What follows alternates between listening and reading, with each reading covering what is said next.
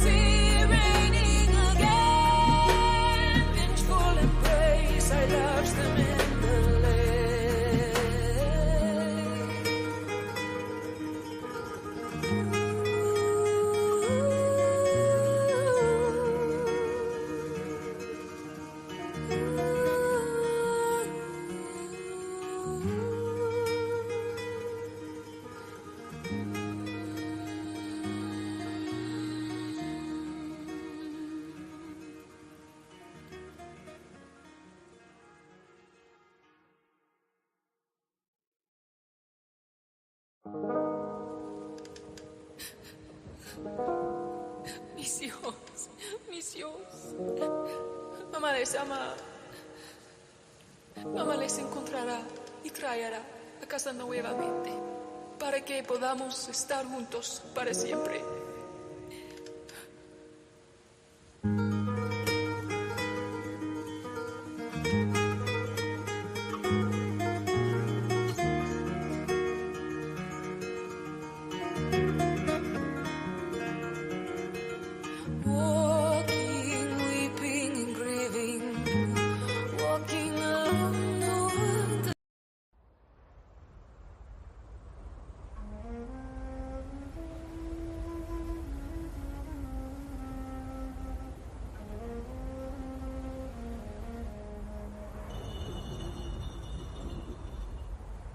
Entombed for 3,000 years, wrapped growing in me. I have lived an eternity, suspended in darkness. Release me.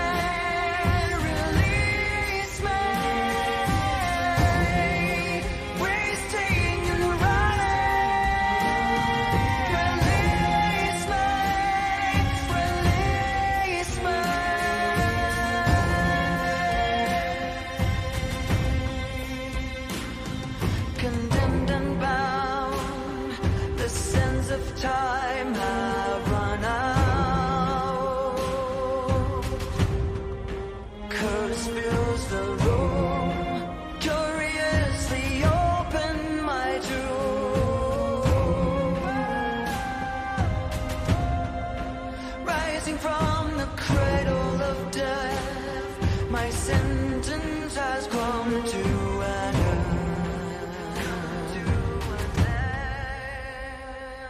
Release me, release me.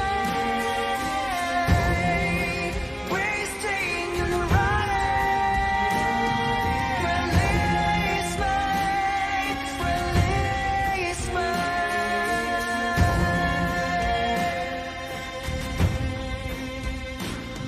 My curse is your curse. Death is the gift I bring. Revenge in my hands. I feel no remorse. This is the mommy's curse.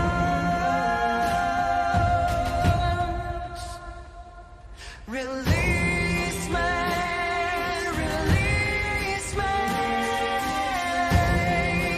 Wasting and running.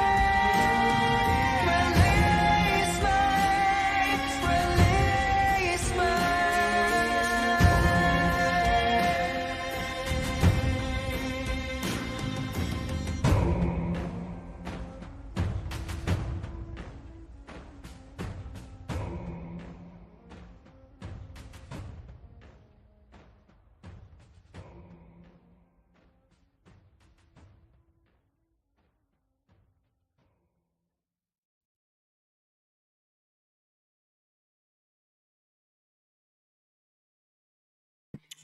Okay, folks, welcome to Paranormal Roundtable. I'm your host, Josh Turner. You know who I am? You know who I am? I'm somebody. I'm important. I'm an important guy. Everybody wants to be important, don't they? It's funny. I was talking about that earlier, like these self-important people.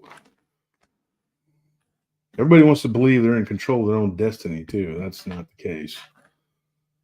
Unfortunately, we're not all just free to do whatever we want. I mean, that's what people wish, but there's laws and rules and things, and we have to abide by them.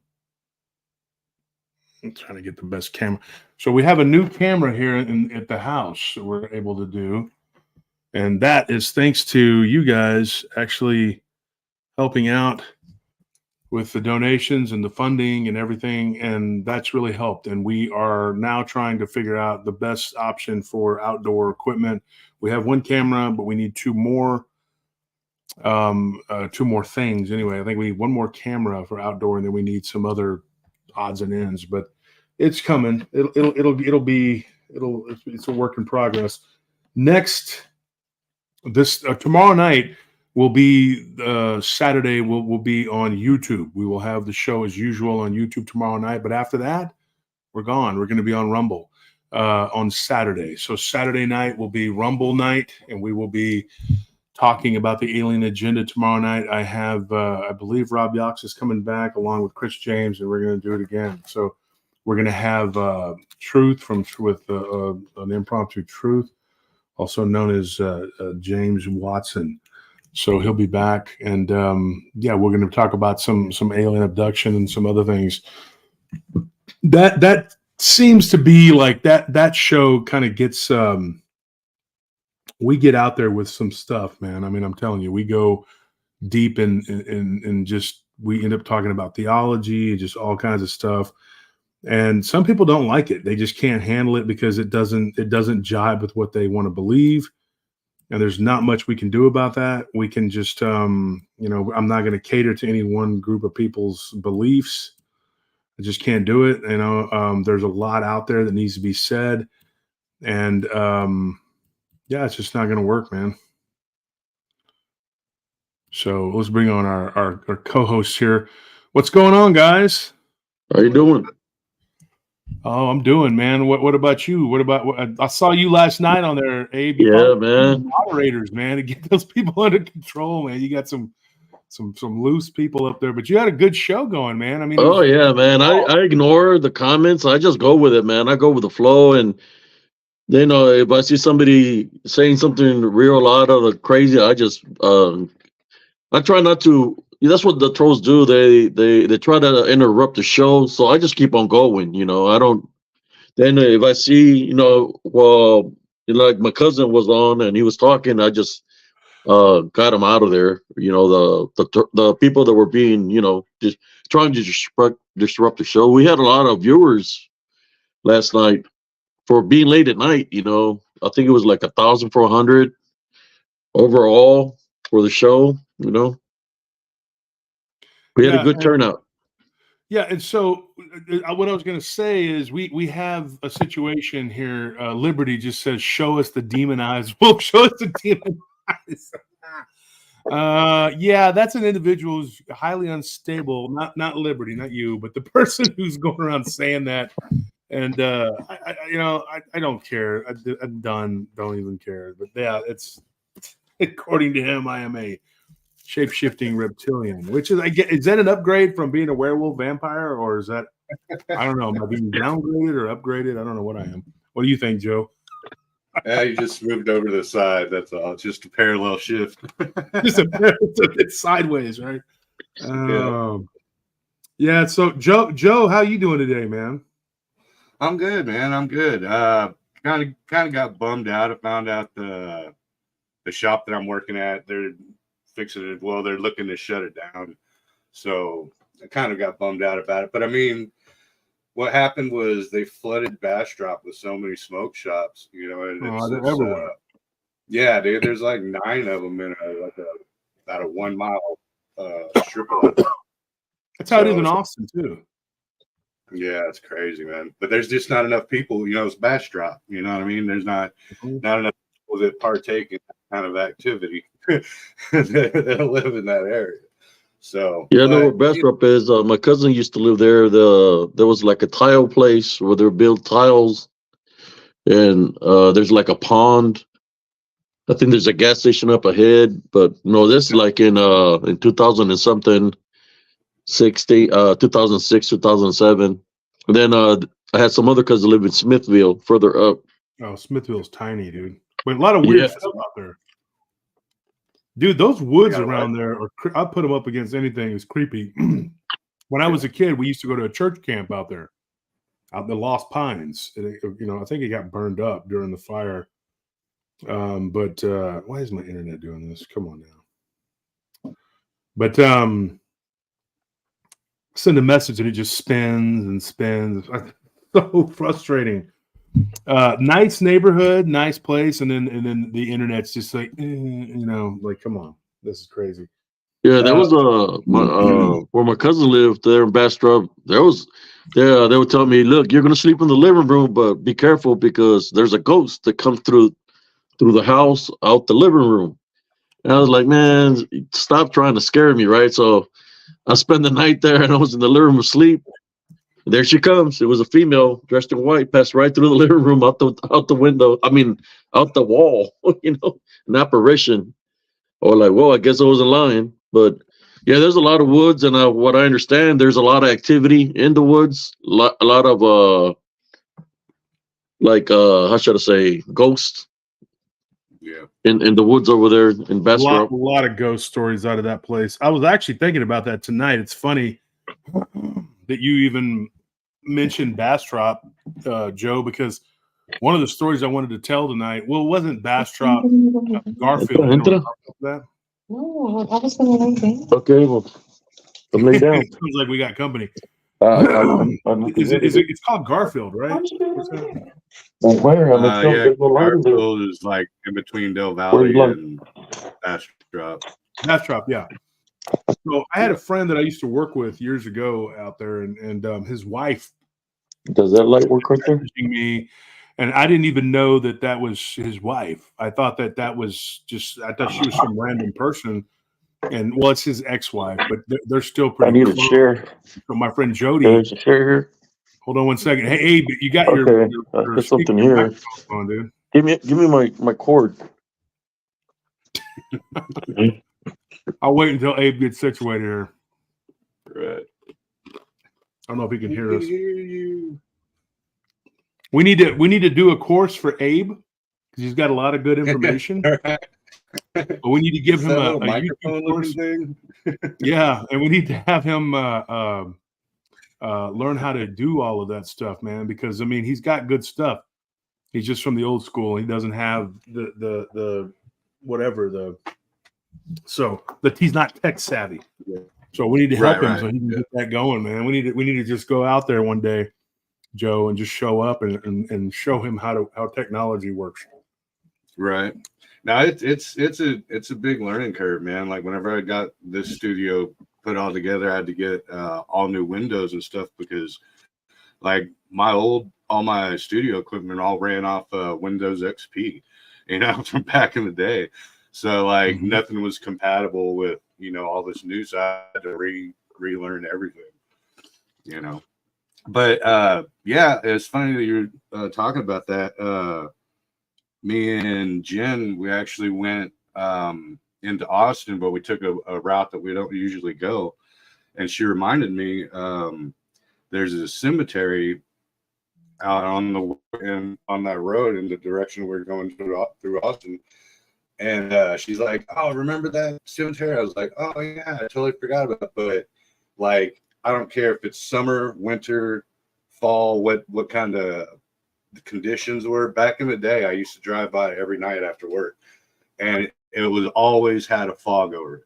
Like no matter what. What is that? Like out. there's one like that here, dude. Like over there off of Spicewood Springs, and that cemetery is people have seen a lot of weird. It's a little small cemetery. It's like 200 years old, man. It's old. Well, not too. I think it's like from the 1830s, like the old graves. There's some 1800s. Yeah. I don't know. It's weird, and I was like, I forgot all, you know, because it's been so long since I went that way. But I was like, oh yeah, I forgot all about that. She's like, yeah, I remember. And I was, okay, yeah. But yeah, there's a bunch of, I think anywhere where there's a lot of, random land because it's not, it hasn't been developed on, so it still has all the old energies. Because you never know. I mean, there could have been battles out there, and a bunch of stuff could have went down, back in the day. So I believe it kind of holds that residual energy. Yeah. Well, there was the Texas was so overrun with like wild, it was just wild. And it was very difficult for years and years for Texas to be tamed. And even after the Civil War, the Union had decided that Texas needed to be brought under control. And it was like they needed to be, the natives needed to be culled because they were very violent and warlike here in Texas. And they would not only attack the settlers, but they were attacking each other. And so the Tonkawas and the Karankawas had asked the Texas government for help because the Comanches were trying to eradicate them. And the Kiowa in the east were really, really vicious. And that was the Comanches' ally. They were like a smaller tribe, that was very similar to the Comanches. And so if it wasn't the Comanches, it was the Kiowa. And they were always raiding and doing things. But then the Apaches to the west were pretty warlike and violent too. They had been at it for a long time, which really the Comanches, it was a reaction to them. And so after the war, they were like, yeah, we got to go to Texas, man. We got to get it under control. We got to do this. We got to do that. And they just came here and bled and died. And so that was the thing, they said that it was a haven for men and dogs. And it was a hell for women and children because Texas was so, it was so easy to die here. Even the Thorns, there was a General Sheridan who actually said he was a Union general who was in the West, who fought the war in the West, won a couple battles in New Mexico. And he kept Texas from expanding west. That was his job. And he did it. But he spent time here in Texas. And one of the things he said, even the thorn bushes here try to kill you. They don't just cut you. And what he was referring to was the mesquite trees, because the mesquite thorns, if that green mesquite gets in your blood, it'll kill you. It's a poison, So people don't realize that. When I was a kid, I was helping cut some mesquite, and I got a thorn in me. And my dad, my uncle reacted like I had been poisoned, and it's because I didn't realize it. And so they were all squeezing it, and I was like, it's hurting. They were like, well, too bad, because if that gets down in you, it can make you real sick or even kill you if it poisons you, if you get stuck bad enough. So mesquite thorns are a poison. It was also a form of torture that the Comanches used, was to perforate people's eyes and their eardrums with mesquite thorns. They were pretty brutal. They did a lot of really brutal things, a lot of brutal tortures. They had one called a bat blanket where they would wrap you upside down in like a blanket and put you over a fire and just smoke you. You would literally be slowly smoked to death. It was a horrible way to die. But the Comanches had some very ingenious ways of torturing people. But it kept them on top. And so everywhere you look and everywhere you go in Texas, there were battles, tons and tons of battles. If it wasn't the Confederates fighting somebody, or the Texans were fighting the Mexicans, or the Mexicans were fighting the Spanish, it was nothing but just them fighting constantly, and war. It was just constant war. And the natives were fighting each other, and the natives fought the Texans. They fought, there was really an uneasy truce between the Confederacy and the Comanches. The Comanches really didn't have much of a problem with the Confederacy because they saw that it was a white man's war, and the Confederacy was sort of just ambivalent toward them. They didn't really have a problem with them. They made their own peace with them. And it's odd because the Confederacy actually was on very good terms with most of the Native American tribes. Now, there's some rewriting of history, which we can talk about that on Rumble, where they try to say, no. These natives, they hated the Confederacy because they hated slavery and they joined the Union. That's not true. None of them did. There was no one. They didn't really care. At best, they were like, just kind of ambivalent toward. Impartial. Yeah, they were apathetic towards slavery. None of them had any care about slavery because they all practiced it. And that's not something that people. It's not me trying to. So it's not me trying to change history or whatever. It's the truth. And so what ended up happening is. There were a lot of tribes of natives that actually joined the Confederacy, in particular the Choctaw, the Chickasaw, the Cherokee. Those tribes actually declared themselves, the 5 civilized tribes, for the Confederacy, and they actually fought for the Confederacy because they had been at war with the Union for so long that the Confederacy gave them a deal and said, look, we'll recognize you and we'll give you everything you need and we'll let you stay on your tribal land. This is a true thing. Jefferson Davis did this. And you declare for us, and they did. But in retaliation, especially after the war, there was a lot of reprisal killing on the Union side. They like to whitewash history and say that things are a certain way, but they're really not. And so the winners rewrite the history and say everything was this way or that, and it's all hunky-dory. But that's not true, and that's not what happened. And the Confederacy was punished severely, and it went on and on and on for decades during Reconstruction. And the natives got dealt a really, really harsh blow, and most of them got marched off onto reservations. And some of the reasoning was because they were traitors to the United States government and fought for the Confederacy, which is really wrong because, this was their land to begin with. So you come here and you say, oh, you're traitors to the American government. They never pledged their allegiance to you in the first place unless they were doing it at gunpoint. So you can't say they were traitors. But anyway, they had a way of dealing with all of them and with the blacks and keeping the Africans in their place, too, by putting them basically in a sort of mind slavery in the South and creating a resentment that they did this. They created it. The federal government created a resentment in the minds of the Southerners to blame the blacks for the war. And so for years that held sway. And it was part of, I believe, a sadistic program to oppress the people of the South and make them turn and hate one another and be angry and bitter toward their situation and blame everyone else around them. And it worked to perfection. And I'm sorry, but this is the truth. And I think that this is a big part of what, when I was writing about MK Ultra, one of the things that I wanted to add to the story was how this has been going on for a long time. They've been doing this like mind control, whatever, and it goes all the way back. And I think that Booth, John Wilkes Booth, we will never know because he was killed, much like Oswald was killed after the assassination, and Ruby was obviously he did what he did because he was part of the plot. He had to get him killed.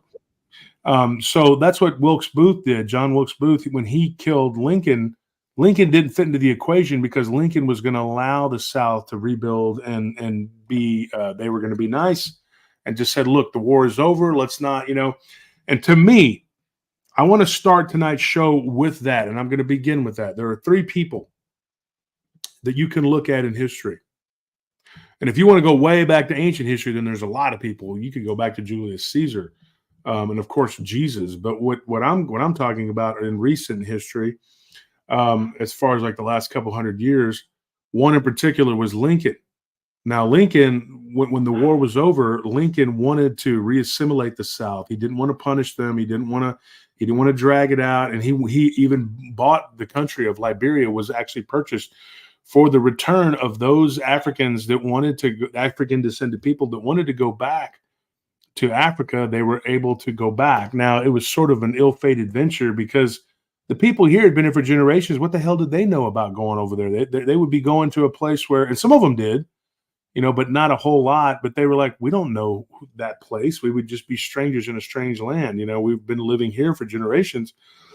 They were brought here against their will. So, and this isn't me virtue signaling and being like, look at me.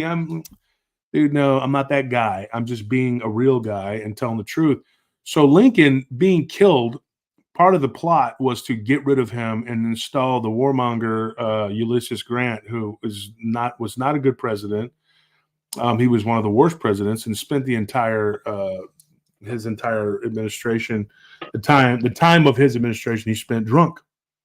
It's the truth. Even his own generals talked about him being just a devout drunk. The only thing he ever did was help win the war and then be a drunk. That's literally all he did. And you had, my kind of president. Well, he didn't do a very good job of being a president, though. I mean, that's the problem. Yeah, I And know. there's a lot of divisiveness, which we've seen presidents do in recent years. But this guy was really up there with not being a good president. But he was a puppet, and he was never supposed to be anything more than a figurehead. The powers that be, the Illuminati, the Trilateral Commission, they had roots going way, way back, and they had their hooks into the country even back then, and they gave the federal government a lot of power to go in and do what they did. And so they killed him, and Booth was then killed quickly after that. He was never going to be allowed to live. He was, and there's even speculation in different circles historically why he did what he did. They said, he was a disgruntled, angry Confederate, whatever. Yeah, but also, I think that his family was involved. They were going to murder his family, so he did it, and he sacrificed himself to kill Lincoln because he was told to do it. He was an actor, and he had a career, and he was a very famous actor up for his time. And so it was shocking that he did what he did. But there was something to it. It wasn't just the narrative that they lie to you in school about, which school is just a big joke. Hey, Riva, Codega, Codex Curiosities, what's going on, bro? So what ends up happening is that they murdered him. Now, you fast forward, you have the same thing that happened to Kennedy. Kennedy was doing things and saying things that they did not like. He told certain elements that were the AIPAC lobby, go look it up if you don't know what that is. They were really against him because he told them that he was not going to allow Israel to have the atomic bomb. And there was a strong push from the war hawks to make that happen because that was part of the deal that they had made, whatever. And then he had pissed off elements of, dude, you name it. He pissed some people off. He wanted to go to the gold standard. He was talking about doing things that they just did not want. He wanted to audit the feds. And when you say, hey, you want to audit the feds, those same people that control everything with the federal government, they were like, no. And so they killed him. They got rid of him. And then those same people turned and disgraced Nixon because Nixon had the gall to try to actually find out the truth because he actually was not Kennedy's enemy. He ran against him, but him and Kennedy were actually friends when they came up, and people don't know that they had a personal relationship. And he wanted to know what happened, and he wanted to know because Nixon was worried that at some point they were going to kill him, and if they could kill a sitting president, they could kill any president and going into the future. So they tricked him into doing what happened, and it was advised to him by Kissinger. Now, Kissinger is a very interesting character. He did a lot of really, really bad things. And so what ended up happening, Nixon took bad advice. Kissinger denied any knowledge of it. And, of course, Nixon took the fall. They got rid of him without having to kill him. But if you notice these people, though, throughout history, they want to affect a change and do something, then they get murdered. And so that right there, those two are two of the main people, but you see it happen all the time. Somebody's on the verge of saying something that's very important to us and what we need to know. And then mysteriously they, kill themselves by shooting themselves in the head twice. Right in the back of the head twice. Yeah, and they do that. Bam! Oh, I didn't get it the first time. Let me do it again. And it's like, dude, and then they'll do it like with their non-dominant hand. Which, if you're going to shoot yourself and you're right-handed, typically you're going to use your right hand. They don't even bother with it. They're just like, and part of me believes that they leave it out there for people like us, kind of as a warning. The lemmings will buy the lie, and the people who do the thinking, they're going to be, so they have to push that out there. So what happens is you have these people who that's their job, is to eliminate the problem after they figure out how they want things to run. The federal government took absolute control of the country, and they haven't relinquished it since. We've been under the boot heel of the federal government in different forms, Now, I don't think all of the federal government is bad. I'm not one of those people that's like, damn you government, and you're trying to go whatever. I'm not trying to start a revolution. I'm just saying that there are elements of it at that time in particular that were really bad, and they did certain things. And the powers that be have their hooks into the machine. And so, there's people that have done and said a lot of things who've gotten in trouble because they have spoken out and they get whacked. I mean, it's just the truth.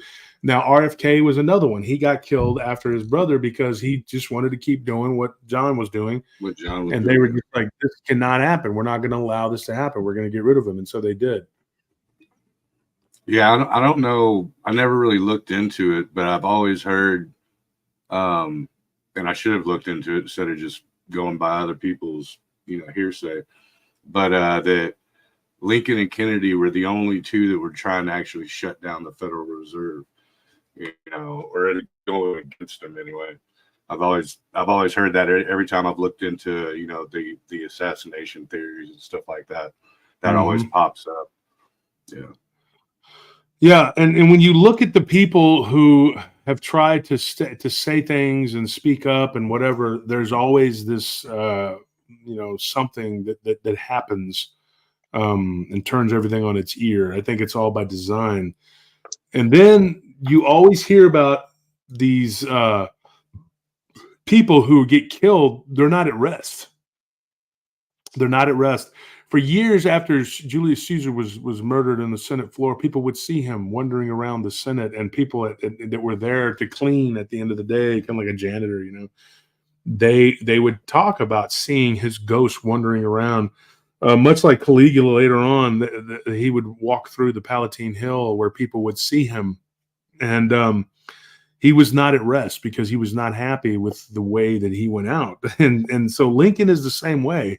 There have been people in the Lincoln bedroom who've claimed that they've seen a man fitting Lincoln's description, with bleeding from his head, even like really bizarre tales of Secret Service seeing Lincoln's ghost. I mean, I read something the other day. I thought I read it was like 36 times he's been seen by Secret Service, and they're not really supposed to talk about it, but they do. Eventually they'll say something.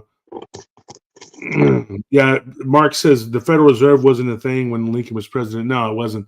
What it was, though, was the power of the federal government. And it's the same thing, because the federal government, the Federal Reserve is the private piggy bank. So the federal government was taking control, taking power at that time. And so you have these like secret societies that had grown up, and what it is it's all from one big secret society that becomes another secret society, and they have offshoots and branches, and it just keeps going on and on and on, and then one will turn into another and into another and into another. We got to get you a camera, Abe, so you can. Yeah. You're making me dizzy with that. Well, I was already set up in the room, and my wife was tired, so I said, okay, well, let me go set up in another room. So I was already set up to go when I had to move around, go somewhere else Getting to set kicked out. up. I was like, Yeah. okay. Kicked out. Get it. I mean, I had told her I was going to start, the doing the podcast, and she would have told me, well, I want to go to the room. I could have set up somewhere else, and not worry about it. But so it Now we lost him. We're gonna have to help him get some equipment and show him how to use it so he can start Yeah. doing what we do. But yeah, the whole thing with the Federal Reserve, that's really just like a, what do you call it? Like a how do you say it's not the most important thing. It's the Right, same yeah. thing, because it was the root cause, and the federal government had to have control first before they could institute the Federal Reserve. Yeah. Like I said, that's one of those things that I've always should have looked into instead of just going by the narrative. You know what I mean? Because that happens a lot. A lot of people, they just hear it and it kind of makes sense. And so whenever they go down these conspiracies, and I'm guilty too, you don't actually do your homework on it, and you just kind of go, oh, that makes sense. Yeah. And then you repeat it and you're spitting false narrative just like they were. So it's it definitely doesn't help whenever people are actually trying to bring out the truth and you're sitting there talking wish-wash from something you just can't stumbled across and didn't even take your time to learn about yourself. So good lesson for everybody out there, including myself. there's a lot of there is a lot of corruption in the government, man, and there is hits on people that work with the government. Yeah, you I, say things you're not supposed to be saying. I mean, look I, at I found out the hard way when in Germany, is I got placed in a situation where talking about somebody was talking to me a different language and he was pointing a gun in my head. It was in the alley, and I had to do what I had to do. You had me in the alley, or I was coming from the bar. I wasn't drunk. All I heard somebody say something, pointing a gun at me, and they called me to go towards the alley, which was very narrow. I went in there, and he's talking to me in a different language, and he's got the gun pointing towards my head, And luckily, there was a light behind me because there was a flicker in his eye. When his eye flickered, that was it. I went, it's first to nature, man. And all I know is that guy got messed up pretty bad. That I told my platoon sergeant what had happened, So they did an investigation. They went out there to the location. They did find all kinds of stuff, like blood and stuff like that. But there was no body. The police eye from Germany, they were there. The investigators were there, and they were like, "Well, there's no body, so if there's no body, you're free to go." That's what they told me. But if I knew that the government was going to be like that, where they hire people to come take you out, I wouldn't have told nobody not nothing. I would have just done what I had to do. But yeah, they're corrupt, man. There's agencies and there's people that work for the government. That's all they do. If somebody say go for this person, they're gonna go after the person. Just like with the equipment, on our tank, something happened to our tank. They told me that they made me sign a piece of paper, or the whole crew, and they said if you tell anybody about that, we'll come looking for you. That's what they told me. Yeah, I don't Because doubt it. we seen something, and what we're seeing has to do with the equipment of with the tank itself. So that's the level we said that they were going to come for us. Basically, that's basically what they said. So I'm looking at the person that said that. I said, in my mind, I'm thinking, well, shit, he's telling me that if I say anything, he's going to come for me. I said, might as well just take him out right here, because I had the mentality, like, because I just barely come from combat. So he's saying he's my enemy, and he's part of the government. If we're part of the government, how come he's saying that if anything's coming for me, So in that sense of a way, he's telling me he's my enemy. So if he's saying he's going to come for me, well, I'm going to take him out first. You know, the government is very corrupt. Did somebody had Yeah. said that? Is it true that the can y'all hear me? Mm-hmm. Yep. Okay. All right. So, it says, is it true Federal Reserve are controlled by international committee? Yeah. Look, there's something that people need to understand, and they don't. A lot of people don't grasp this, and it's very important that they know the way that our country is set up. Now, if you're in business, you know this. If you're in any sort of like economics, if you understand economics, there's something you should understand. It's that the way that our country is set up is you can build a corporation. And then from that corporation, you can create another corporation and another corporation and just keep going. It's like a shell game. And they have these subsidiaries, which are insidious. And so if one of them gets shut down, they still have these other places where they can move money around and do all this other stuff. And the Federal Reserve is literally a private corporation. And so it's really and truly, we shouldn't be talking about it on this show. It's not for this show to be talking about, but it just, let's just get off the subject for now because there's people listening. Yeah, so a minute probably best we move on, but that's what that is. And so yes, and there is international. There's people that run international finance that have control of a lot of things and that we have no power over. One thing I thought I had power over was the ability to keep track of my notes, and now my notes are gone. Jingle, I can't believe this. Damn, gotta be freaking kidding me, man. So my notes for tonight are gone. Oh, you gotta be kidding me, man. Can't believe this. Found them. That's weird. I did not put them in that drawer, but they were there underneath some stuff. Cue the X-Files music. Yeah. Or the Twilight Zone. The mind of a man who's too busy to remember that he put them somewhere. Well, he blames it on a supernatural external source. Maybe he should look in his own mind, where he'll find the Twilight Zone. Yes, probably the answer. I just don't remember doing it because I do a million things. I do usually remember where I put things, and that was weird. I thought it was right here, but I guess. So there's a lot of different subjects we could talk about, but one of the stories I wanted to tell, if you want to get into the stories here, is, and that's why people are here, I'm sure, is that something that happened. Before I say that, though, I want to say one last thing, what we were talking about, and I'm just going to say this, and we're done with the subject. But the third person I was going to mention wasn't RFK. It was Patton. Because after World War II, Patton had the right idea. He wanted to rearm Germany to go into to Soviet Russia and crush them and China. And he wanted to be done with it and communism to be wiped out, because people don't realize that communism was a real problem since the end, or actually toward the end of World War I. It had already taken root. Russia had been defeated by Germany during World War I. And so they turned inward and just isolated themselves and decided to the communist revolution. No more did they want to be involved in the wars, whatever. And they were going to create this utopian society.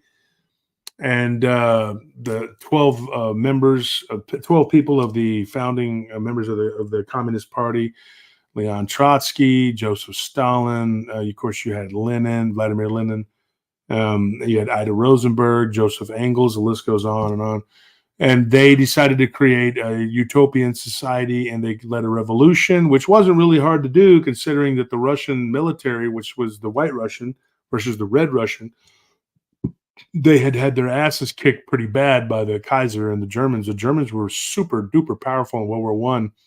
And take all of the allies that they had in World War II and cut them in half. That's how more people Germany actually fought Italy and Japan in World War I, and they still nearly won.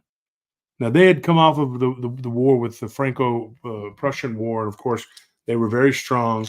The Prussians were the kind of like the elite of Germany at that time. They had the power, and they were just unstoppable. And it wasn't until the Americans came that the tide turned, because it was about to end. And now I can talk about that all day long on Rumble one day and tell you why that's important. There's a lot that needs to be said about that. but I'm not going to get into it on this show. Just know that Patton was killed after World War II because he had dangerous ideas, and they wanted communism to take root. They did.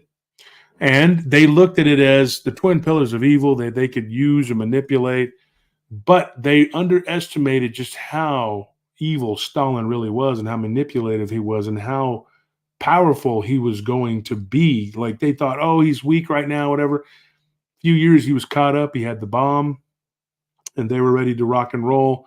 And they became our rival, the Cold War. For 60 freaking years, they held the threat of nuclear war over our heads, which I'm still resentful for. The Soviet Union is something that I don't trust. And I'm not a fan of the war with Ukraine, Russia, whatever. But I'm not into giving Ukraine money. I think that's completely not our situation. This is not the same country that we were having the problems with, but I'm talking about communism as a whole. I don't like, as a child, having had to live with the threat of being obliterated. And I'll take it a step further. And this is something that people may not understand and may think I'm crazy when I say this, but do you realize that atomic energy can erase your soul? I don't think people know that. There are people who were literally incinerated, that their shadow was literally burned into a wall. There are people who have been abducted and have talked about how your soul can literally, the energy of your soul can dissipate through radiation, through radio active. And so when you stop and you think about that for a second, you know, they demolecularize atoms. Now, if your soul is a form of energy, that energy can be dissipated and your consciousness can be cast to asunder. And so to have that kind of power, the power of nuclear, you know, it's just not what the words I'm looking for. This is something that many people have talked about. And I'm talking even Christian scientists who've said things like this. There have been people on Coast to Coast who've talked about this. This is not a new theory. It's been postulated upon many, many times. I guess Brother Heck saying we don't really know till we die. I don't buy into that, because I don't believe that like we can't figure anything out till we die. And I don't subscribe to the whole idea that when we die, we get all the answers in the mysteries of the universe. That's not true either. You do not learn every single thing when you die. What ends up happening when you die is you have to go and you pay your penance, okay? And if you're paying in an unmentionable place, then you're not going to know anything. There's no obligation to show you or teach you anything, because you didn't learn what you needed to learn, so you're just going to go and be imprisoned. That's the truth. I didn't make the rules. I just know how they work. Now, some people are going to disagree and be like, oh, that's not true, blah, blah, blah. Believe what you want, man, but until you learn the nature of reality, you're not going to understand that. Pancho Zorch says Patton wasn't assassinated. He was in a car accident, was paralyzed. Not true. I respectfully, I like you, Pancho, but I disagree. He was murdered. I absolutely, there is a lot of evidence that says that he was murdered.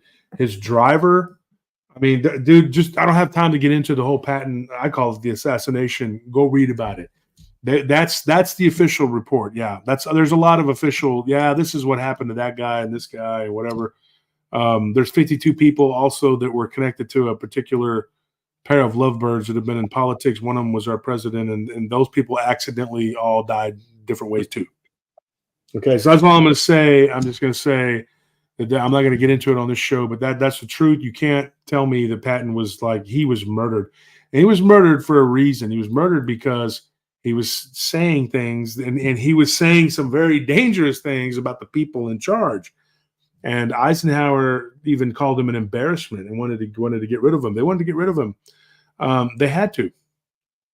His own daughter, who lived in exile in France, I think she's dead now, but she said that she was in fear of her life and that they had killed, him. So I don't know. You can believe that if you want to, Pancho. I don't. I personally do not subscribe to that he was, just in a car wreck, and it was. Yeah, exactly, Charles. It was a low-speed crash. It shouldn't have resulted. His driver was in on it. I believe he did it. It did not. He did not fit the narrative. That's right, Ridge Runner. He did not. Pancho, I get the official story, and that you say that. I know, but that's not what I believe. And so, I have done a deep dive on the Patton murder, and I've done a lot of work on that. Kind of like what happened to Princess D, yeah? Who? Princess D or Diana. Princess Diana. Yeah, there's another one. I mean, these are assassinations as far as I'm concerned. You know, see, Shane Phillips just hit the nail on the head there. Patton knew he was working with. Yep. Who was working with who? Ultimately, he saw the outcome what communism was going to be allowed to be. Yeah. So my grandfather actually, was in the army, and he fought with Patton. So I mean, I can say there are a lot of there's a lot of things that we don't know. My grandfather talked about a lot of things not being the way, not fitting the narrative that they painted, the pictures that they painted of everything. And I cannot even say the things that he said, because if I repeated them right now, half my audience would leave, and they would say all kinds of nasty things about me, and Google would take me off of the air, and they would destroy me utterly. I would be cast to ashes because of what I said. So I can't repeat what my grandfather told me. I cannot. But I do believe him. I think that's, we just, yeah. And that's another thing. Pancho says that we knew Pearl Harbor was going to happen. We did. And Churchill withheld information because he was determined to get us into the war, because he wanted us to save his ass from Germany, because Germany was handing them their ass. And so they needed to do something. And I feel bad for the British people themselves, because they, if anybody, has been screwed around and fought so many wars for the aristocracy. It's criminal how many British people have died to serve the crown. It's unfreaking believable. I cannot believe how many people have died in service to the king and country, or queen, or whoever is in charge. Yeah, I'd agree that too. America did not win the war with Germany. Nobody did. It was a conflagration that was what do you call it? A group of a coalition is what it did. Because without that, it would not have won. No way, no how. Whether you think they're the bad guys, the good guys, or something in between, doesn't matter. That was the greatest military the world has ever seen, and the greatest group of officers. They had an officer school that would put anything to shame nowadays. And Russia just overwhelmed them with numbers because they were fighting a two-front war. If it was either or, it would have been over. I mean, no side, the West or the Russians, could have beaten them. No way. I don't give a damn what anybody says. I've done deep dives on World War I and II, and I can tell you right now exactly how both of those wars would have went. And we'd all be speaking German, whether you like it or not. I mean, there's some people that are like, yeah, I like German culture. Well, I do too, but not every day. So, it's just, you know what I mean? But it could have happened, you know what I mean? It could have been that way. But here's what I'm going to say. So in between the no man's land there that I call Garfield, that's right outside of there. My friend used to live out there years ago, about 20 years ago. So his wife reached out to me. She was trying to give me stories. I didn't know who she was. And she's like, yeah, I'm Stacy, blah, blah, blah. I'm like, who's that? And so she kept saying that I'm a listener to the show, but she didn't tell me that she was Jody's ex-wife, and I couldn't remember. She says, yeah, I used to live out there, and she was telling me about it. And I was like, I just couldn't remember. I couldn't recall who she was. And then we finally connected, and she was saying,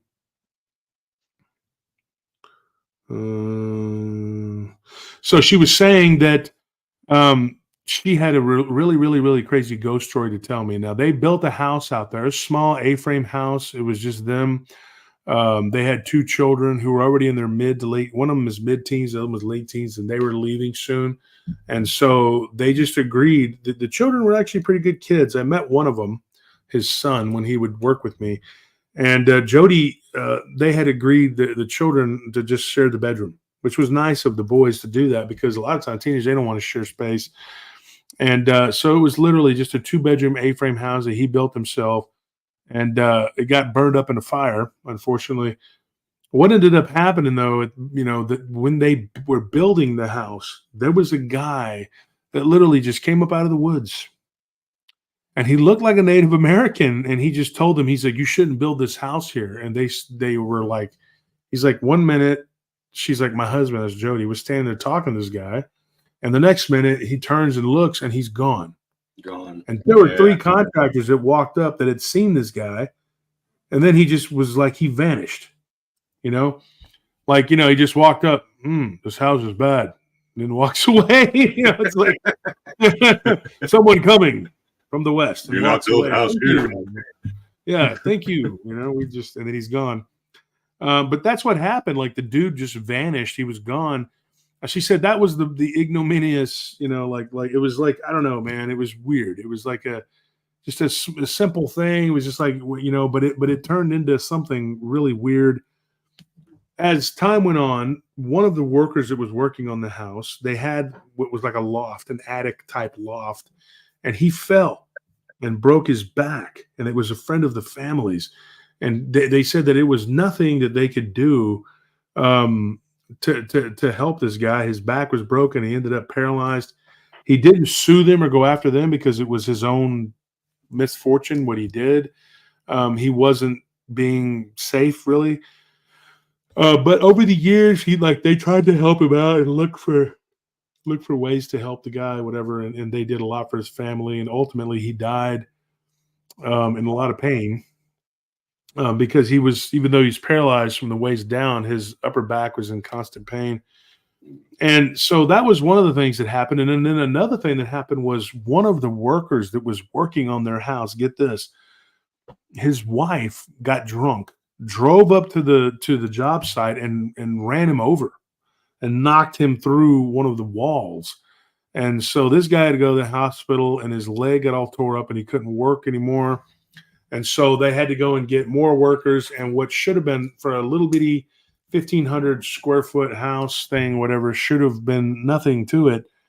It took almost 2 years to build because of all the problems. And then another thing happened. Their dog was out there running around one night. The dog runs onto the neighbor's property, and the neighbor uses his gun on it. Because he said that the dog came running at his cat or something. And these people that I know, they were like, that's not true. Our dog would never do something like that. He was not an aggressive animal. He did not go after. And I don't know. But they said that over the years, they got to know the neighbors and the guy was very remorseful. He says, look, I'm telling you the truth. The dog charged at my cat. Well, what was really weird was they got another dog to replace that dog. And it was a puppy. And it would play, and it was okay with their other animals. And then one day it goes crazy. It tears open the guinea pig pen and kills the guinea pigs. And they could not understand this. They come home and the dog is just growling at them and acting crazy. So I asked an obvious question. I said, Stacy, could it have been that he had rabies? She said, no. This dog had all his vaccinations. We don't understand what the hell happened. And ultimately, he ran out the back and he never came back. He left. But it was like something had taken him over. It was like he was literally possessed. And then she said that from there, it just got progressively weirder and worse. And I remember working with this guy at one point with my brother on this job we did at this plant. And we worked there for about 3 months. And I remember him talking about his place being haunted. But every time I got into a setting where I could talk to this guy about his story, we were drinking. And it was off work. And so we weren't drinking and smoking, and then it was like, and we're not even thinking about ghosts and stuff, but sometimes people would tell you stuff, but he did tell me a little bit, but not enough for me to remember exactly what all he had said. And I didn't commit it to my journals. And when she started messaging me a few months ago, I was like, who is this? I don't know you. And she's like, she's finally, she made the connection. She's like, you used to work with Jody. I was like, who's Jody? I couldn't remember. She's like, you used to work with him. And when she told me where we worked, I said, oh my gosh. Yes, I remember him. So what ended up happening, he had this brother that came to stay with him. And the brother was a devout Christian, like born again, had all kinds of whatever issues when he was younger, but nothing in the last 10 years. And the next thing you know, something gets into him and he decides to pick a fight with his brother and beat him up. He beats up Jody and then they go to kick him out. His wife went out to try to talk to the guy and sat in the truck with him. He tried to force himself on her, which was like crazy because Jody was like right there in the house. He's like, dude. And she's like, he had a gun. I mean, it was like he could have gone out there at any time and did something. And this guy tried to force himself on me. And then he was like, I don't know what came over me. He goes, I need to get away from this house. There's something wrong here. It's making me have these bad thoughts about you and about my brother and about myself. He was feeling suicidal. So there was all this weird stuff going on this land. right? And so she said, she talked to her husband. She said their sons were having problems in school, which they had never had before. They were getting into fights. They were fighting each other. One of them nearly burned the house down with a couple of his friends out in the yard when they built a bonfire where they shouldn't have. And one day I've heard this before too. People, they were burning their trash, and the trash blew and it went up onto the wall and went straight up. She said it was like there was like this ball of fire that looked like it went straight up the side of the house and was headed straight for the roof to light it up, and destroy everything we'd built. And she's like, I couldn't get over what was going on. There was so much stuff happening in this house. She's like, it was unbelievable. And I was thinking, she's like, there's nothing we can do. We're trapped here. We're stuck here. She's like, but we need to get out of this place. And so she said she always knew after that first fire that this thing was going to be consumed by fire, because every time she would put a candle in that house, the candle would like try to move, like it would flicker and try to fly off of the wick and go, move around. And it's really weird. Like my aunt had that situation happen with the house that they lived in. So they quit using candles. And the place that I used to live in down in South Austin, I quit using candles for that reason too, because the flames would act weird. They would do weird things. So I haven't had that problem since then. And the place I lived in since then, or this place, but I don't say knock on wood, but thank God. And hopefully that never happens. But when the candles start doing things like that, that to me is a clear, that's a presence. It's some sort of demonic presence that does that, causes that. We know that the jinn are made of smokeless flame. I know Brother Abe was talking last night on his show about the jinn. The jinn are very real, and they're a type of Arabic demon, and they thrive on fire, and that's their element. They're an elemental, literally, and they're a fire element. And so what ends up happening, she says that there was all this upheaval going on. And she said that after the third week or whatever that they were there, after the third week, they had this weird creature that appeared on the property. And this was very interesting. And, we were joking. I think Monica's not feeling well tonight. So she's not here. She messaged me earlier and said that she was going to sit out tonight. And so I said, yeah, because I wasn't feeling good last night. So I didn't do blunts and booze. But so what ended up happening, this weird pig comes onto the property, a pig, right? She didn't say like a giant wild hog. She said it was like a pig, like a normal looking pig, but it was gigantic. And she said that it would sit up and look in the windows and run around the house, and the dogs would go crazy. They let the dogs out. They had 2 dogs, and they would chase the dog away, the pig away, and then it would come back. And then one day she said that there was a man, when they were pulling up, they had this long driveway, a guy laying on the driveway, whatever. And as they pulled up to the house, there's a naked guy laying there. And then the next thing you know, they're like, what the hell? And so her husband goes to jump out and has his pistol ready to go with this prowler that's there, I guess. And there's a pig. It's this pig, and the pig runs and goes out into the woods, and they're like looking around. They don't see the guy. The guy has disappeared. He's nowhere to be found. But there was a pig. There was this hog, a pig that she called it, that was there. And she's like, so she asked me the question. She's like, I've always wondered. She goes, was this pig that guy? Was the guy that was laying there on my driveway, did he transform into a pig? And I was like, did you see him transform into a pig? And she says, no, but it was like there was a guy there, and then there was a pig instead of a guy. Sounds like a shapeshifter, man, because they can shapeshift like in the blink of an eye. There's no like metamorphosis or nothing. Yeah. They just in the blink of an eye. It's like when I was following that fox. As soon as I went around the mobile home, it was the shapeshifter. It was an old man that was naked, he had the fur on his head. So that in the blink of an eye, if you close your eyes and open, it's already transformed, like shapeshifted that fast, turned into something else. Mm-hmm. So it does happen fast, Abe. You're right, because people have this misconception, and Hollywood tricks everybody with this.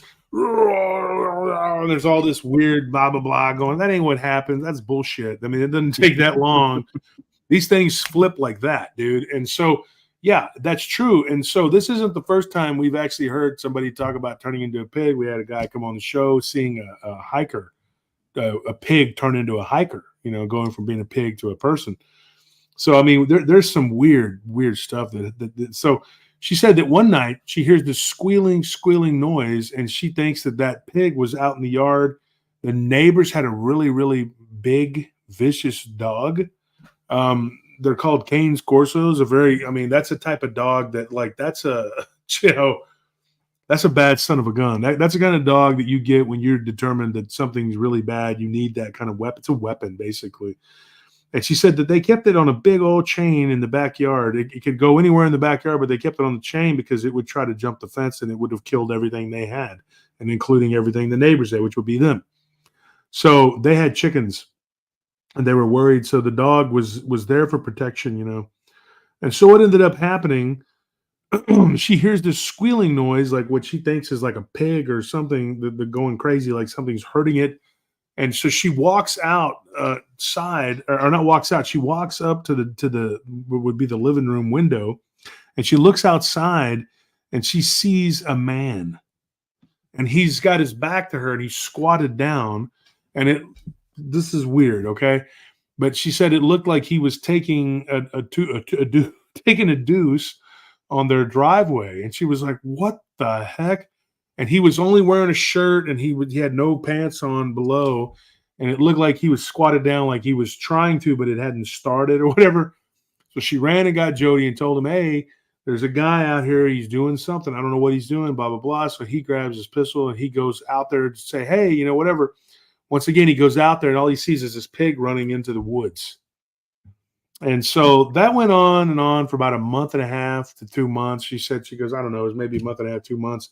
And then it stopped.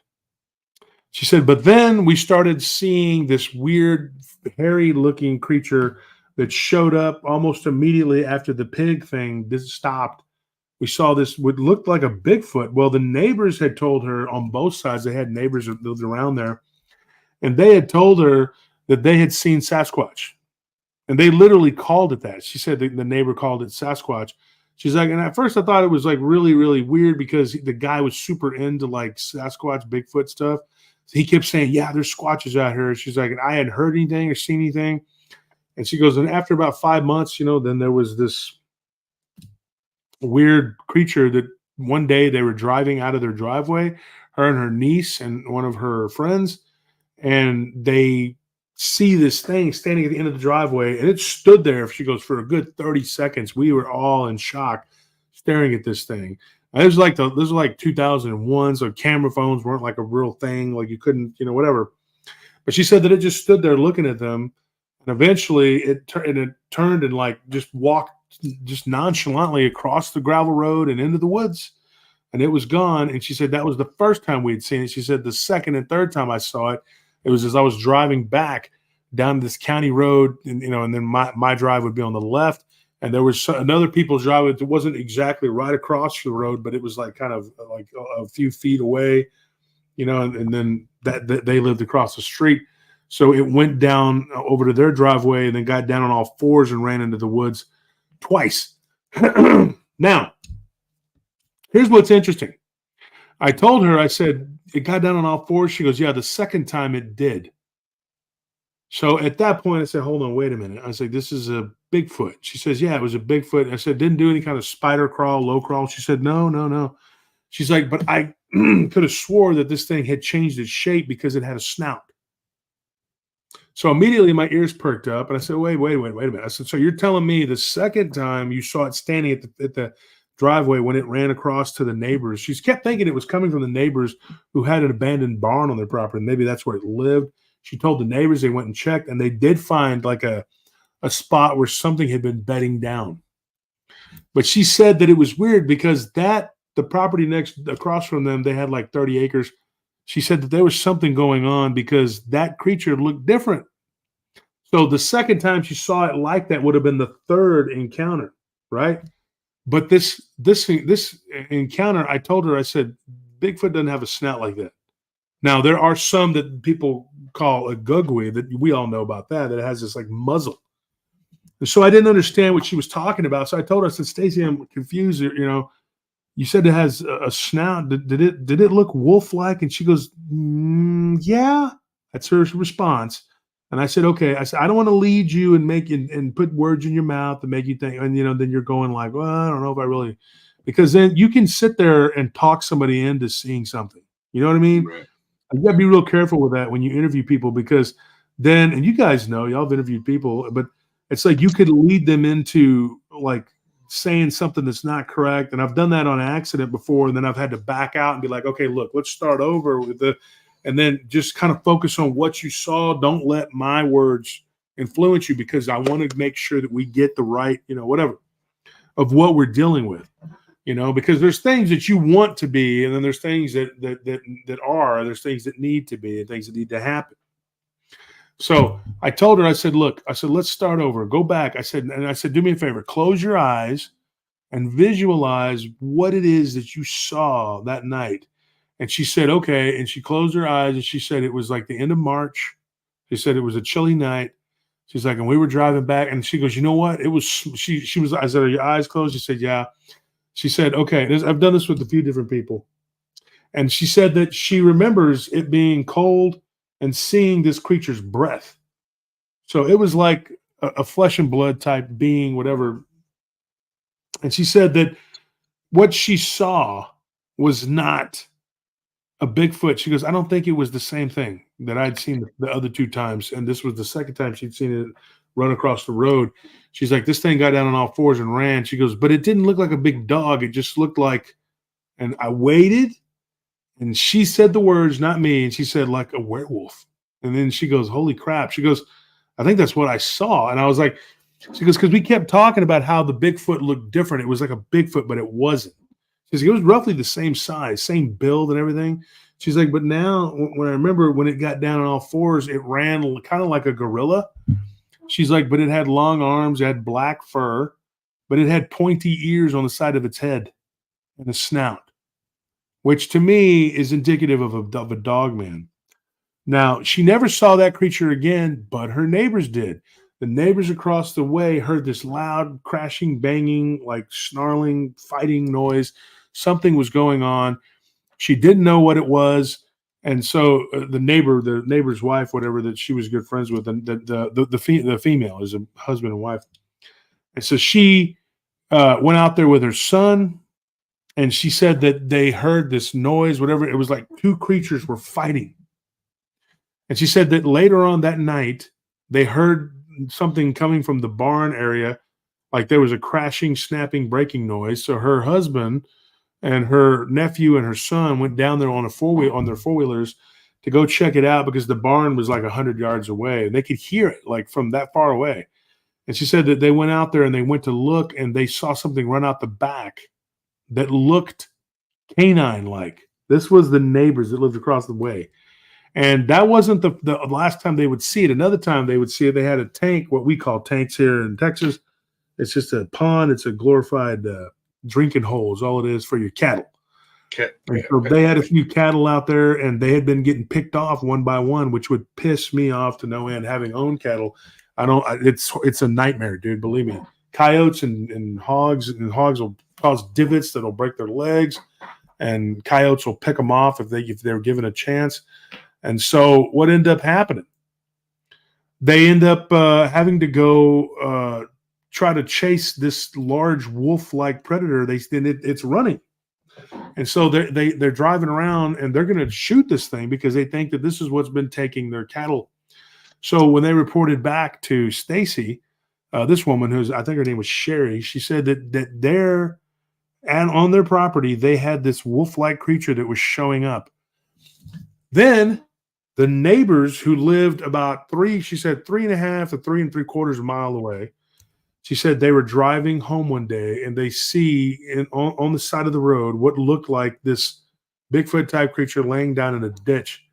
And they pulled up, and of course she said, I'm with my daughter and she called her foolish boyfriend, and said that this thing stood up, and it was just covered in blood, and part of its face was gone.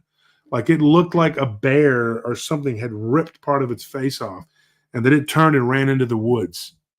And then about 2 or 3 days later, they see buzzards circling around, and the smell was atrocious. And they kept daring one another to go out into the woods to see if that creature had crawled off into the woods and died.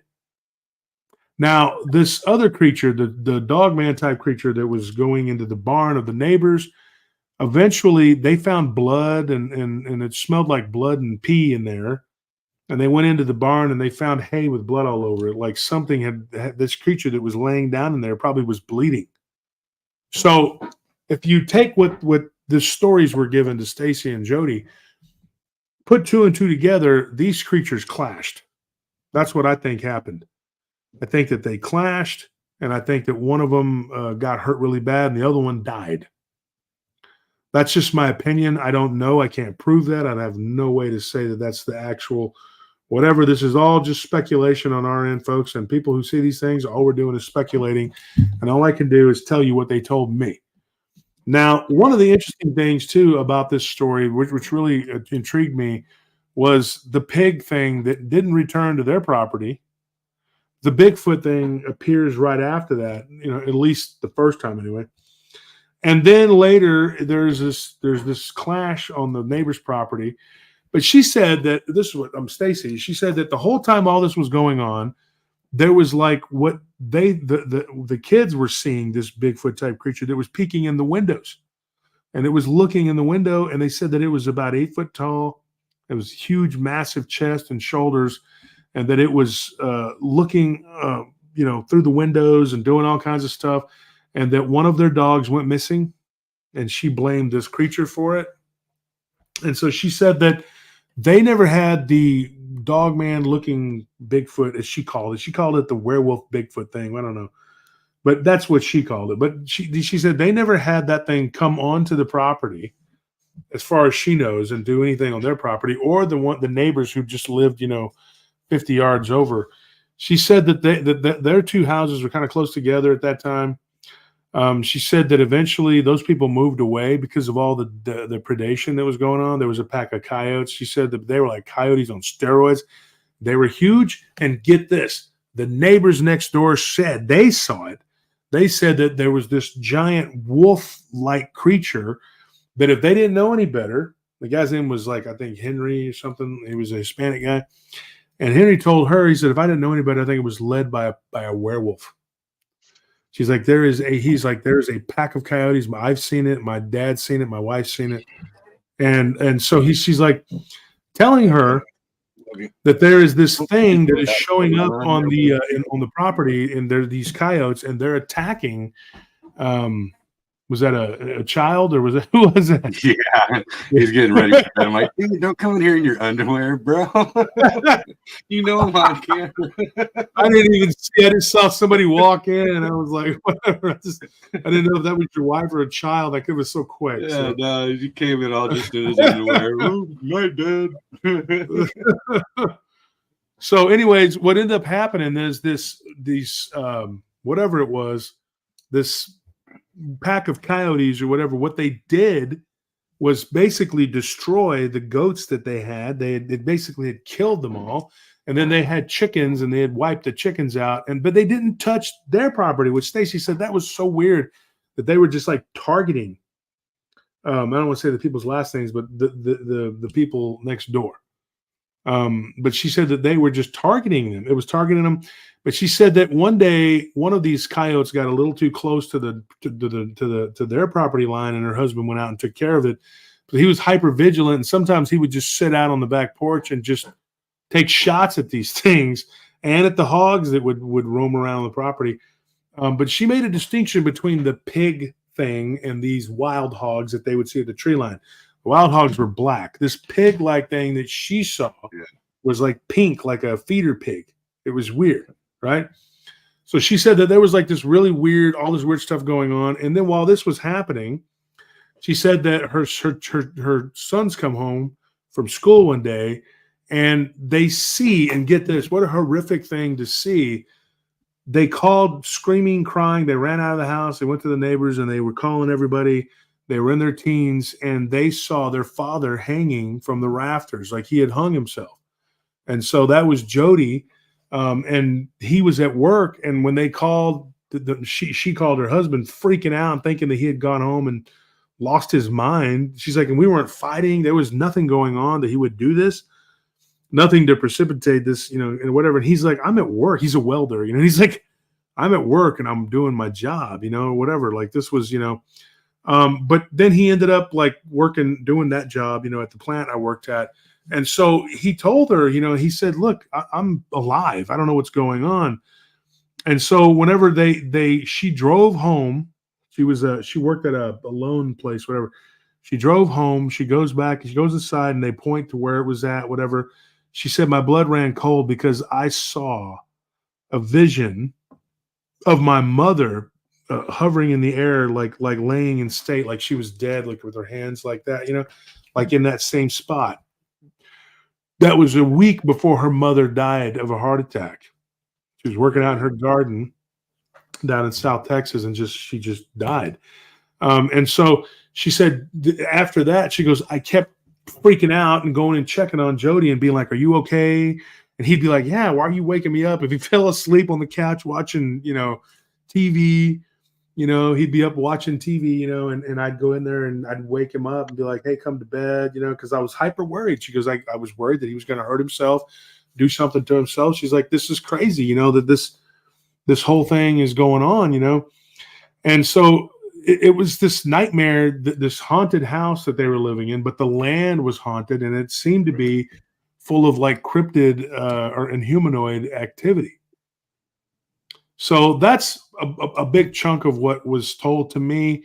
They never saw the Dogman type creature on their property. It did eventually drive the neighbors off, but it could have been the violent clash that happened could have made that thing like change and then go in another direction, because the neighbors that lived behind the neighbors from across the road, which would have been hundreds of yards away from them, they started having issues with what they said was a dogman looking creature.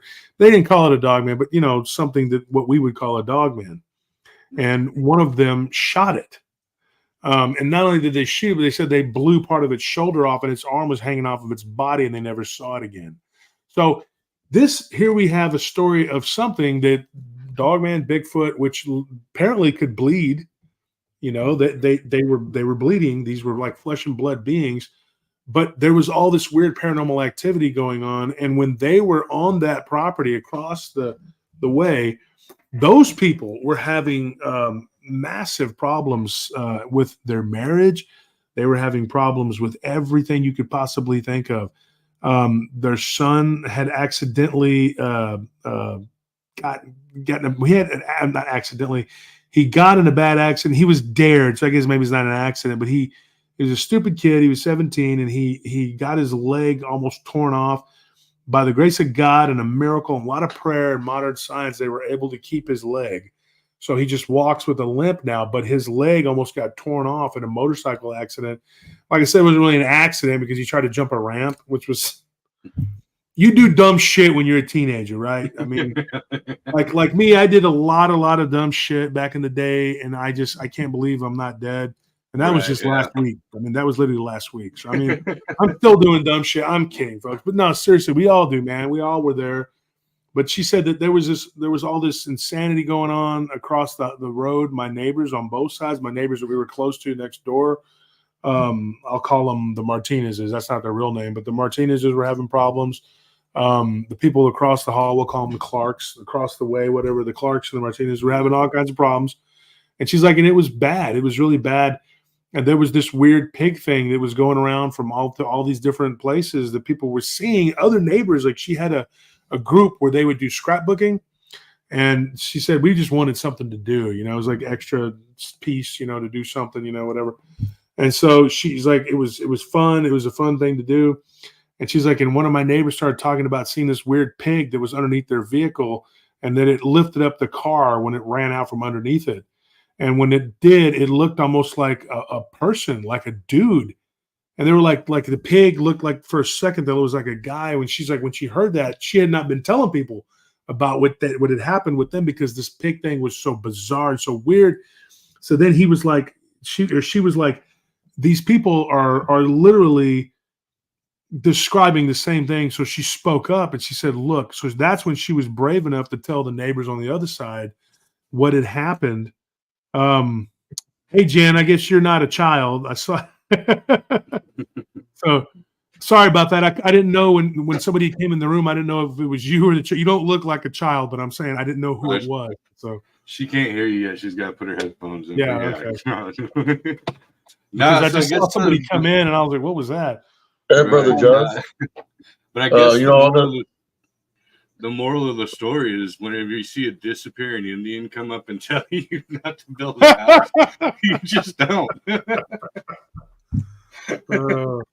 Hey, brother Josh, all that activity that you're describing, you know, with so many things appearing and families were being affected, you know, I believe, you know, the pig itself that they were witnessing could have been, you know, how they seen it as a man and then they've seen it as a pig, or it was a pig, then it was a man. Yeah. No, and then you had all this, you could say, demonic activity, right? Because there was animals out there, right? There's wild boars, there was coyotes, but they were blending in with all that. You know, with where the seen the father hanging. There's like demonic activity happening where they can manifest. You know, the children seeing the father hanging. You know, it's just because it's manifesting that way to look like he hung himself, but it's just a temporary manifestation that they were witnessing. I believe that when they seen the pig, you know, it could have been a demonic, like because it was banned and it took pig, and they were being spotted on all the other houses too, in which there was a lot of activity happening. Which I believe maybe the land when they first seen the native, they came and told them that it wasn't really a native. What it was Right. that it could have been the pig / person, but like a skinwalker shapeshifter, right? That was letting them know that like this is my territory. Yeah. Or that they didn't want it to be on the land. But all the things that happened, like when you said that he tried to force himself on the woman, and that the man felt a certain way, you know, and the violence most likely also, you know, arguing and stuff. That's like something had control of that land and what's within the land. And all the different manifestations, you know, you said there was a Bigfoot that was like this werewolf like creature in which they control all that. They control. I had an experience where there was a dog, a dark black dog with red eyes, controlling my dogs when I was a teenager. And my dogs were obedient dogs. That if I snap my fingers, they run. I had like 7 dogs when I was growing up. And if I whistled or snapped my fingers, they would come. But that day, they wouldn't budge. And it's like they were looking at the dog that was in the center. So when the dog approached me, it had like red eyes. And I was looking at it, and it was looking at me. And then he turned around and walked away. He left my dogs, and my dogs became normal, and they came to me. But I got sick. I got sick, real sick, as a matter of fact, for about 2-3 days. The ojo, you know, because he got too close to me. Yeah, the ojo. So yeah, the black dog with red eyes, because it was a bad omen, right? Something evil. He got me sick. So they had to cure me literally with ojo. They did the egg and everything. Yeah. But the activity that you're describing, I've seen, and it was most likely the land. You know, like maybe there could have been something bad happen there, like a ritual, or you know, something happened to somebody, or it could have been like a native land. You know, where. But people don't understand how we talking about the Tawankas and all that. That a lot of those people, you know, like the things that we're doing, like cannibalism and stuff like that. That's an opening right there to demonic activity, you know. So yeah, it's like I'm leaning toward shapeshifter skinwalkers, but then when they said all these other things were happening, it's like, man, that's something like a demonic activity causing a domino effect of a lot of things happening, which is crazy, but uh, it affected a lot of families. How many families did it affect in the neighborhood? Well, and I kind of took account of everybody that she had mentioned. There were several. I would say several is in like 6 or 7. So But in like particular, the seven neighbor, families. yeah, the neighbor that she had wasn't that far away. You know how like some of these places they're in the country, but like you would have a neighbor that's just like right there next to you.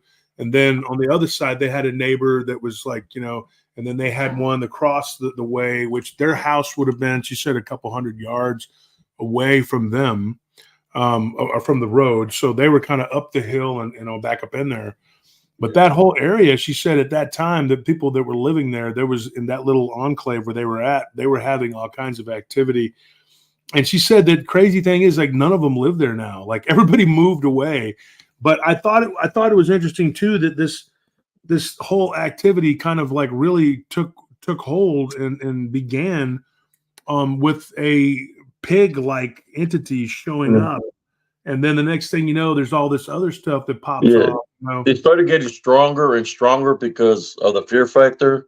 They were getting scared what they were witnessing, and the more scared they got, the stronger it got, and it was able to manifest more and more and more because people were afraid. So it's kind of like, and they were believing what they were singing. So man, it just went.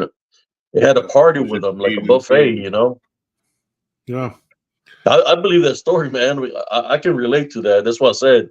I believe that story to be legit. Of what was her name? Her name is Stacy, and her husband's name is Jody. They're not Yeah, together I believe that story 100% because I've seen that kind of activity like that. Of what I've witnessed throughout my life, stuff like that in that nature.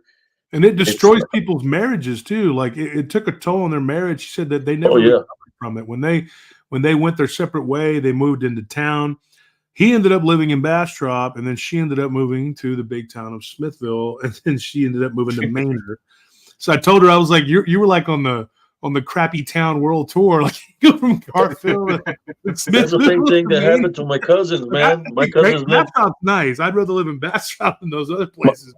My cousin was married and she was living in Bastrop, and she wound up separating from her husband. But there was a lot of activity happening where they lived also. Like when they said, "Watch out, there's going to be a ghost that's going to pass through this time through here," and I was like, "Man, why you messing with me?" And I seen her, So I believe how something like that could cause not just a separation, but something tragic to happen because it's getting a stronghold over the families or over the people to like a form of possession or possession, which they don't know what they do if they have an opening, and it just causes chaos and havoc. But I can resonate to that story, man. I feel that there was a lot of demonic activity happening there, and when you deal with like the Legion, when they said there's a giant pig, that's what the pig were representing was the Legion because they go into the herd, right, which is a pig, and I guess they were, it's like it had a stronghold over them, and I don't think it was just one pig, the pig that were winning, it was more. That's why so much activity everywhere. Think about this too, guys. Like if you guys have been around this community for a while, you kind of know. But you get these stories that accompany the Dogman. Now, one guy that I'm not a fan of him. He's not my friend or whatever. But one thing that he did say, and I'm broken clocks and all that, but he did tell me years ago. He said that the Dogman, there's a spirit that follows this thing. Even if it's what he claims to be a flesh and blood encounter, still there is a spiritual something warped, that comes with this. And like I said, I'm not even friends with this guy. I've never really trusted him, but we're definitely not friends now. But he was right about that. He's been right about a few things. I mean, not everybody's just absolutely wrong. And I'm okay to say, I'll say who it is. It was Dark Waters. He said it, and kudos to him for saying this, but it's the truth. He told me that there is a spirit that follows this thing, And you know, how he knows one way or the other, I don't really know, but I know that he was right about that, and I give credit where credit is due, because I pride myself on being an honest man, you know. But I try to tell it like it is. And one of the things, I had a conversation with him back when we were on speaking terms, and I told him, I was like, what do you think it is? He says, well, it's a demon, but there is something that is the avatar, like the embodiment of this thing, Right. that follows people. And so one of the things that people were doing back in the early days of this, when we was really starting to catch on, and Vic Cundiff was doing all of his shows and everything, he still does, but I mean, there was a lot of people that were coming out and saying, you know, whatever. And I was a part of it. I would get people's encounters, and I couldn't tell the whole story, but and that burned my ass, because there was so much going on around, which is like, if you read the Bigfoot phenomenon, I'm not trying to plug my book, but if you go back and read it, you know, it talks about how these people who have these Bigfoot encounters have all this other stuff that goes on around it. So it's the Bigfoot phenomena, not phenomena as in, you know, plural, but like the phenomena of Bigfoot, of the creature itself. It's a phenomena, you know, but there is also phenomena, you know, with an A, you know, that surrounds the Bigfoot phenomena, if that makes sense. And so you get this weird like medley of paranormal, supernatural stuff that happens when you're dealing with Bigfoot, Dogman, or any of this these others. Hellhounds, shadow figures, Oh yeah, aliens, exactly. And it goes all hand in hand. everything. Yeah. They're all And so whenever you intertwined. start trying to talk about it to somebody, they'll tell me, hey, back in the day, they'd be like, I have a Dogman encounter. But every single person, I'm talking everyone, okay, with the exception of maybe one or two that I'm not sure about, ever asked. Those people, that was in the early going, and that was people, you know, from my hometown. I didn't ask that, but I could ask their relatives. A couple of them are not around anymore, but their relatives are. But most everyone, I'd say a good 90% of the people I interviewed had other things going on in their lives with what we would consider the demonic, and they would see this Dogman, and it was more just like a part of the dressing that was there, you know. Now when we get these shows like Vic's show, or even at times my show, where people will showcase their Dogman werewolf experience, you got to realize something. 90% of the time, that's just part of what they're going through. They're actually having encounters with otherworldly things that we can't, you know, even fathom. They're dealing with shadow people. That's a big one. They're dealing with weird sorts of like apparitions, or they're dealing with UFOs, and they're seeing orbs. Like that's a huge one, that people just seeing orbs left and right. Or they'll even see other like cryptids, like what we call cryptids, like Barton would call them inhumanoids, like Goatman and Bigfoot, and they'll see these things, and then people were like, well, yeah, I had this Dogman encounter. Well, tell me about that. And so you'll sit there and listen to somebody tell you their Dogman encounter, but remember, most of these people, you know, unless they don't want to believe, then that's an issue too, because if they don't want to believe, or they don't want to think it's connected, then they will go out of their way to say, well, that's not a part of this. The hell it is, or the hell it isn't. It's like some shows or podcasts, they just want to focus on the Bigfoot, or they just want to focus on the Dogman. That's it. You know, so that's what the show is about. But I'm more sure the people that done said watching the Dogman or Bigfoot, they also said, well, and this other thing happens, and this thing was happening. I started seeing him in my house, appearing in my house, going through the walls, you know, which, like, if it's flesh being, it's not going to go through the wall, but something demonic will do something like that. It jumped through the tree, you know, going through the trees. When he said that it was from a pig to a man, well, shoot, I seen a fox turn into a shapeshifter. And then when it went behind the bushes, it went from the man to a Saint Bernard. There was two bushes, and then that's crazy. You're talking about that Saint Bernard, dude. Somebody just told me a story not too long ago about a Saint Bernard. It started out looking like a goat, or like Mhm. to me, it could have been a goat man because laying on the ground, and then when it got up and moved, when it dove, it became like a white dog, but then it had the brown, and they were trying to describe the kind of dog to me, and I was like Saint Bernard. Yeah. I can't. They didn't know what that was. They weren't real sure. The person that was telling me this was from Thailand, and he was trying to give me the description, but he didn't know what a Saint Bernard was. But I'm telling you, that's what that was. But go ahead. I'm sorry. Yeah, that moving when I seen him moving, it was like I seen the man. He was cold as hell, and he was naked. The only thing he had was the coyote skin on his head and on his back. I followed him to the by the embark in the airport. I seen him go behind a bush, and I'm waiting to see if he's going to come out because I thought he was homeless or something, you know. Then I seen the Saint Bernard run and go behind a bush. So I'm looking to the both of the bushes, which is the man and the dog. Then a bird flies. When the bird flies, I go walk along the fence behind the bush where the man was, right, and there was nobody there. I looked behind the other bush, the Saint Bernard wasn't there, so I figured that it turned into the bird that flew. Right. But I've seen it move in phases where it goes real fast, real rapid, but it's moving like in phases. But it's like Yeah. like yeah, and it moves. They move in phases, like Yep. Yeah. and as they're moving Exactly through what I saw. phases, they can change. It moves so rapid. That's how it looks like. You can't even see it, but they move very rapidly. Yeah, that's exactly what I saw just recently when I saw that squirrel turn to a bird and fly away. That's literally how it did. It was like running, trying to cross the street, and you know how squirrels say when they start, hauling ass, they start Yeah, pouncing. And it did like one pounce regular, and then one huge pounce, and then another one, but it never landed, and it kind of morphed and just flew off. And I was like, "Yep, I finally seen one."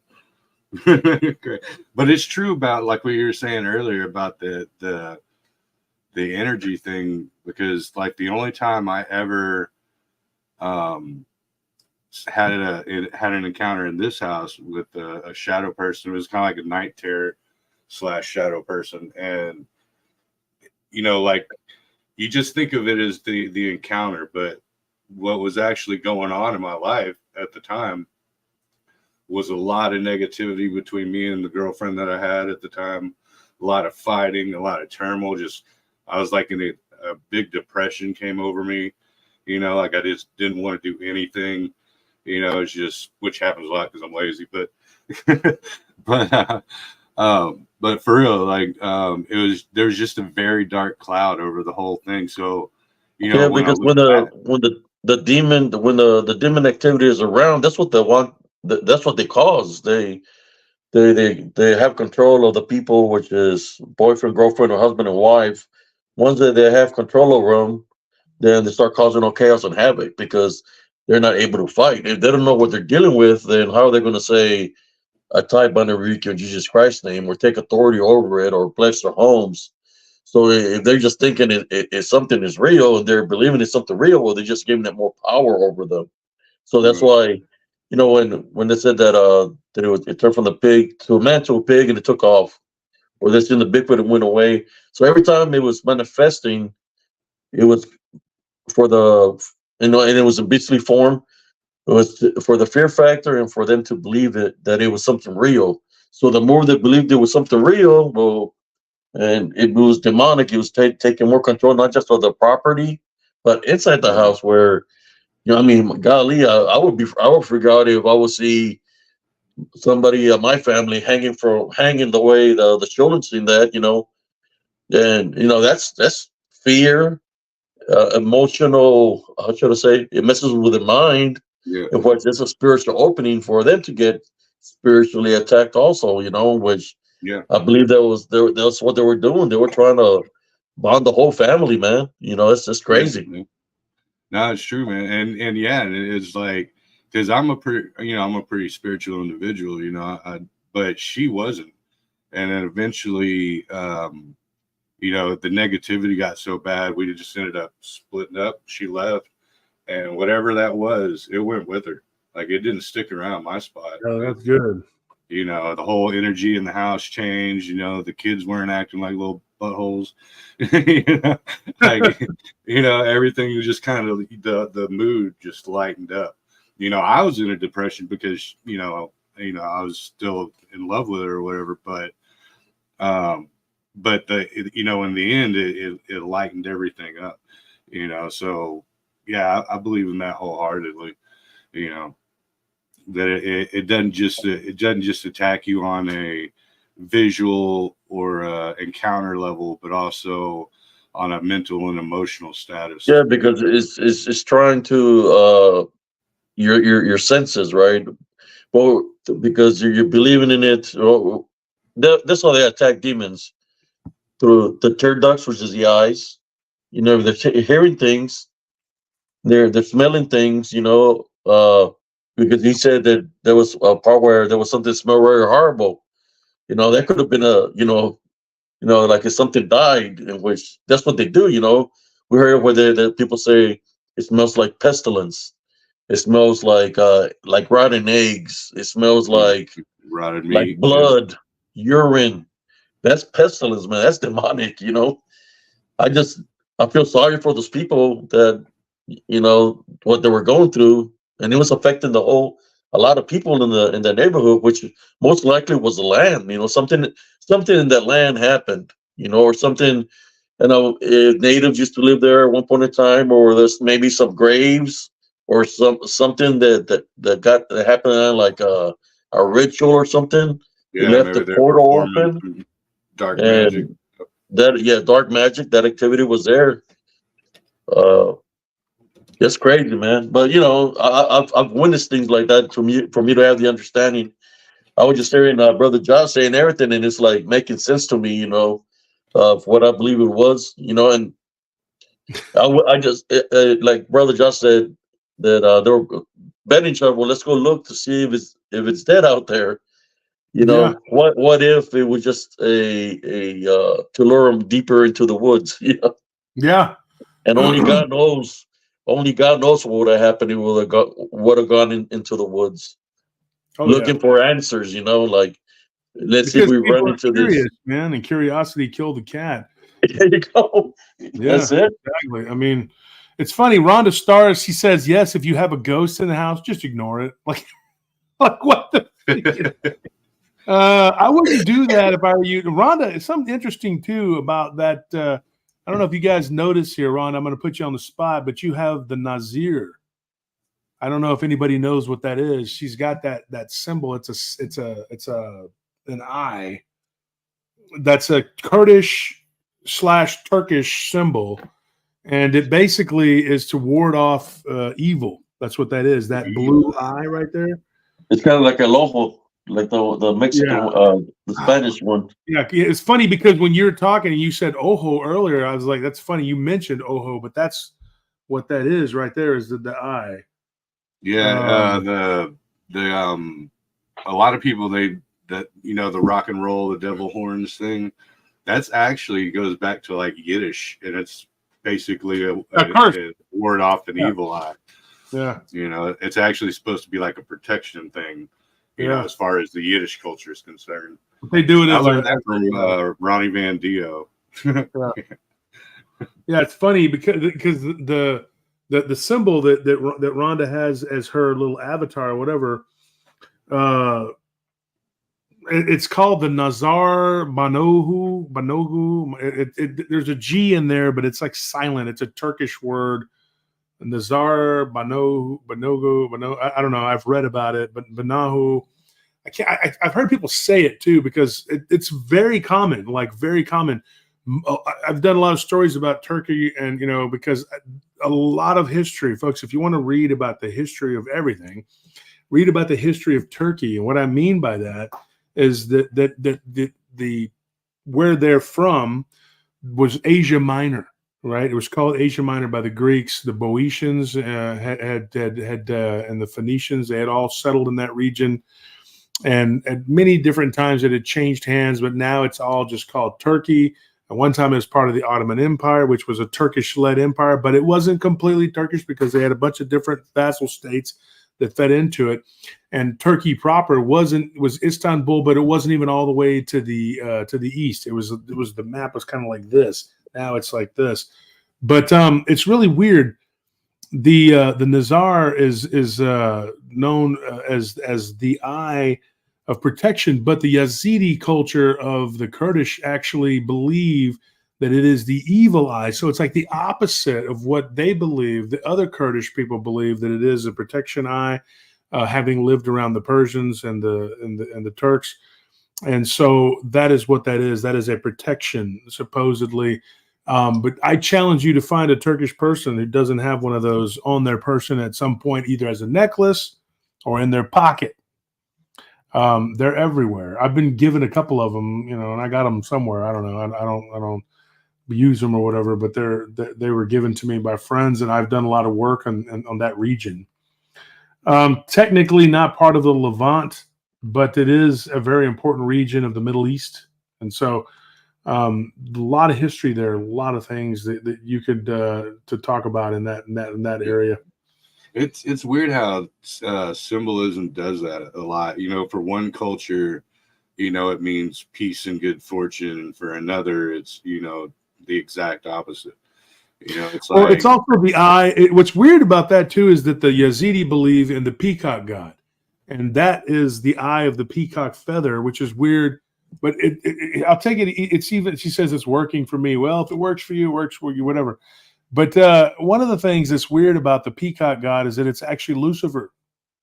So that is a problem for some of their neighbors. right. But what's odd though, here's the thing: like the Islamic people that live around the Yazidi don't like them because they believe that they worship the devil, or a demonic being or entity, whatever. He's a shaitan, but they don't call him Lucifer because the Quran doesn't really deal with Lucifer. What people don't really understand, and of course, Joe, you and I have had multiple conversations about Bible theology. We had one last night. But yeah, exactly, Rhonda. People demonize everything. Anything they don't understand, they demonize. It's like here a demon, there a demon, everywhere a demon. Old McDemon had a demon. I mean, it's just there's so they just everything is a freaking demon or a devil because they don't understand certain things, and so they demonize other people's culture and blah blah blah. But one of the things you got to understand though is like Lucifer is only mentioned like 3 times in the Bible. I believe, is it 3 times or is it 2 times? Something like that. Yeah. It depends on which Bible you read. Not even a handful. Yeah. Yeah. But somehow he is like become the ultimate evil guy when the rest of the time they're referring to other devils, and of course, if you read in the Jewish canon, which I know you have, Joe, you see that they name others, other devils. It starts with an A. There's 3 of them in particular that were all distinctly different beings, and they were not Lucifer. And one of them was in charge at the time of what do you call it? Of King Solomon. Now, in order for and this happened with Islam, and this is when people rewrite history and things like that. They claim that Iblis, he is sort of like Lucifer in the Islamic canon. And he said that he wasn't going to bow down to man, which is weird because why would God tell anybody to bow down to us? But that's what they said Allah did. Okay, that's their belief. Doesn't make a lot of sense to me because God's not going to tell anybody to bow down to anyone but him. But anyway, Iblis, though, they inserted him into the key of Solomon. And I'll tell you what they did. They claimed that while Asmodeus, that's the bad guy that was, doing whatever, he's appears as a jackal, not a jackal, a donkey-looking type being, which is interesting because Sekhmet, Set, he looks like that, not Sekhmet, Set. So Set in the Egyptian culture was a donkey-headed being, and when the children of Israel left there, he was the bad guy for the Egyptian culture. So them coming from the Egyptian culture and being in captivity, it would make sense that the bad guy would still look like who they remembered the bad guy being, which was the Egyptian bad guy. So Asmodeus looks like that. So what's even weirder too, though, there could be something to it, like with his name being like the name ass, which just sounds funny, but it's an Like a ass donkey. is a donkey. Yeah. Yeah. So, anyways, he was the main bad guy. So in Islam, what they did was they inserted him Iblis. They gave him a role to play. He showed up when they were building the temple and went around to all the jinn and were asking them, "Hey, are you okay? Is everything okay?" And then he disappeared. And it was like, what? I don't really know what that has to do with anything other than they were trying to say that he was around doing something back then, which was Right, very right. wrong. Put But why was include he him not in. in prison with the rest of them? I don't get it. Right. Yeah. So Yeah. I Just think that was basically a like a. fictional. Yeah. Like basically just like just a recap to show you that he was also around at the time, kind of a thing going on. Yeah, Yeah. it's like a fictional insertion of his character so that they could say, "Oh, he was there doing He this," was you there know. too. Yeah. Yeah. Exactly. Yeah, he was there too, you know, but really and truly there isn't, and that's only in their canon in Islamic hadith, not in the Jewish canon. There is no mention of an iblis at all. Nobody ever in any of it. It's just he shows up in the canon, the canonical hadiths or whatever that pertain to the Quran. But the reason it's important though is because it shows that there are all these different bad guys. And we have rolled them all into one bad guy and called him Lucifer. And then the same thing with God. We've rolled them all into one God and said it's Yahweh.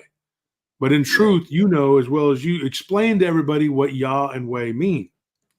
I know you know, Joe. Yeah. It's escaping me right now. But so, well, I do also know that there are, okay, so above and below Jerusalem, there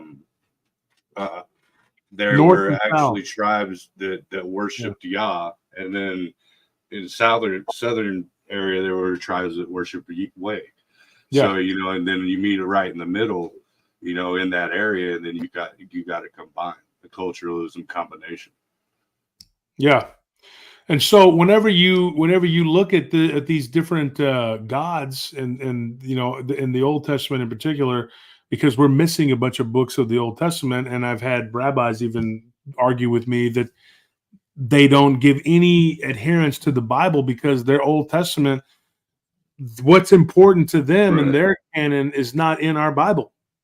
I mean, Yeah. the Pentateuch, and the Septuagint, yeah.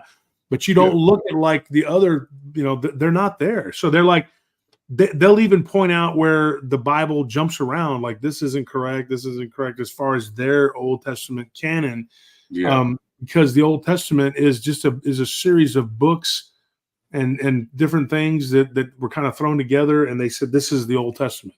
Right. And weird that we kept certain books and threw others out.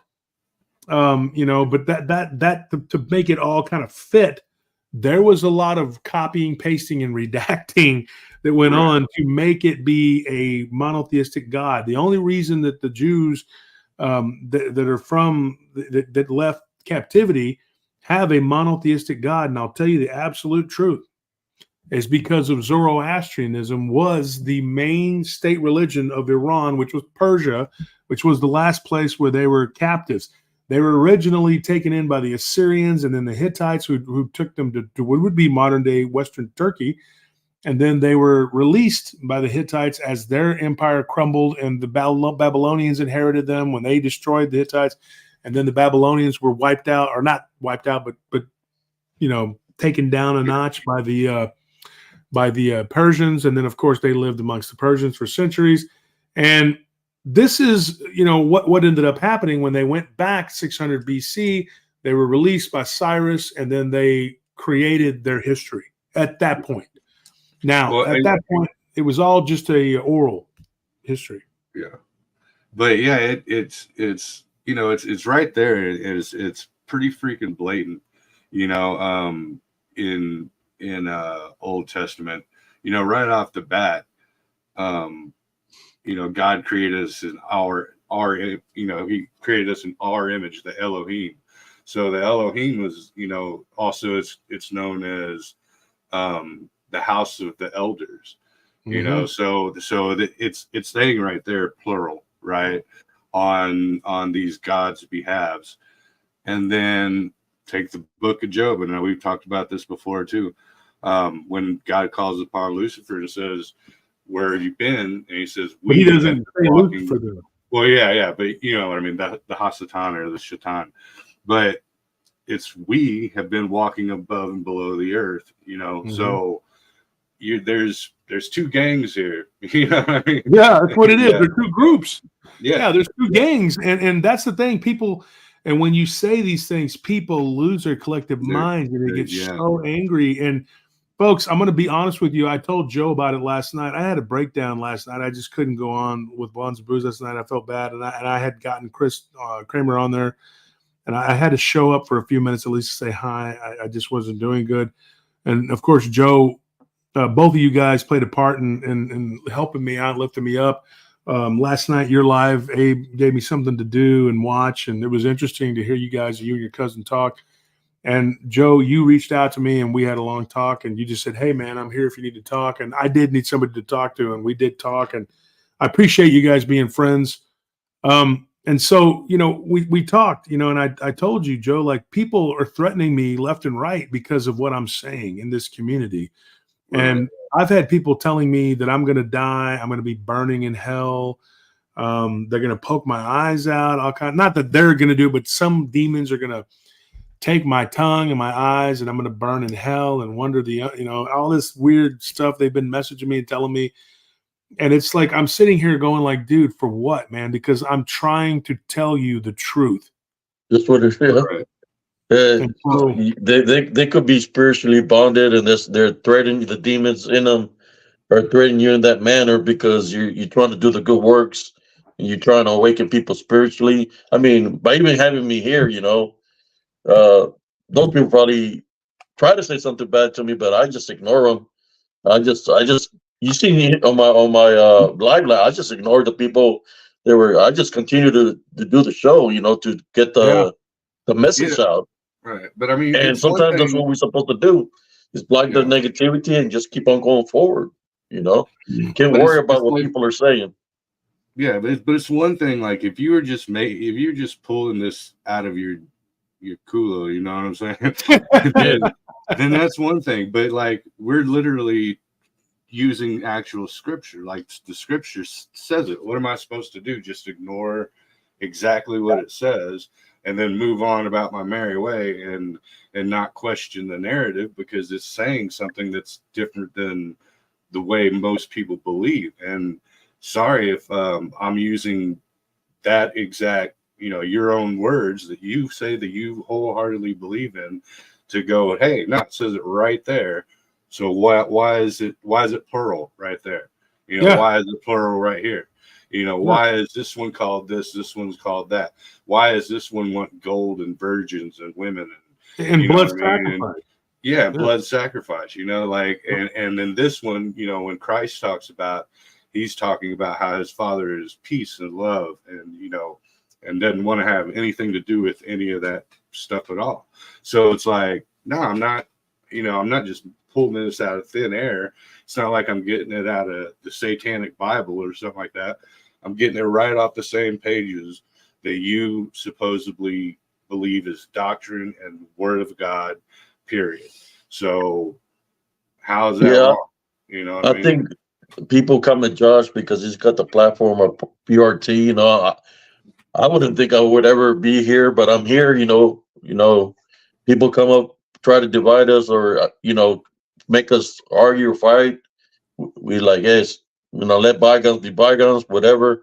But I see why they come at him, because they want him to sell out to what they're trying to do. Yeah. They're trying to get him to be a satellite. They want him to say, okay, let me join forces with Dark Waters. They want me to join forces with these other people because they got their own agenda. So when you bring all kinds of aspects, it's kind of like they get pissed off because it's well, if they were to say somebody they're doing a show and somebody on PRT, Josh Turner said this, they would get pissed off because you bring all aspects. You know, that's what you got the show tonight where we talk about the spiritual aspect. Then on Saturdays you do the other show where you talk about other things that it is in existence also. You know, it just you bring everything out, and some people get pissed off because you're being a bad boy, Mr. Josh Turner. You got Yeah, the snake eyes. You got the snake eye. You're demonized. You know, because it's going against what they believe or what they were taught. Yeah. You know, that when you got a bigger audience, you know, it's. I mean, not like saying bigger than theirs or whatever, but whenever you have a wider audience and you reach out to more and more people, then if corruption's in play, and I'm not just talking about from the people, but I'm talking about from the entities, right? Yes. Then the entities are going to want you to mislead. If I got 5 people follow me, they're not even going to look my direction, you know, because you know who can I possibly corrupt 5 whole people? But if you got, you know, thousands, then the dark side is going to want to pounce on your numbers, because that's a lot of people that they can reach out to through whatever agenda they have, or you know, or by whatever means.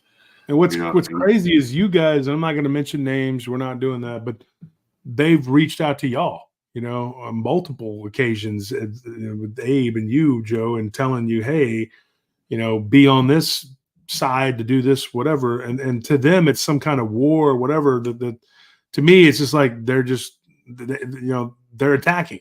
That's all it is. And I'm not attacking them. We're not attacking them. I'm not going out of my way to attack these people.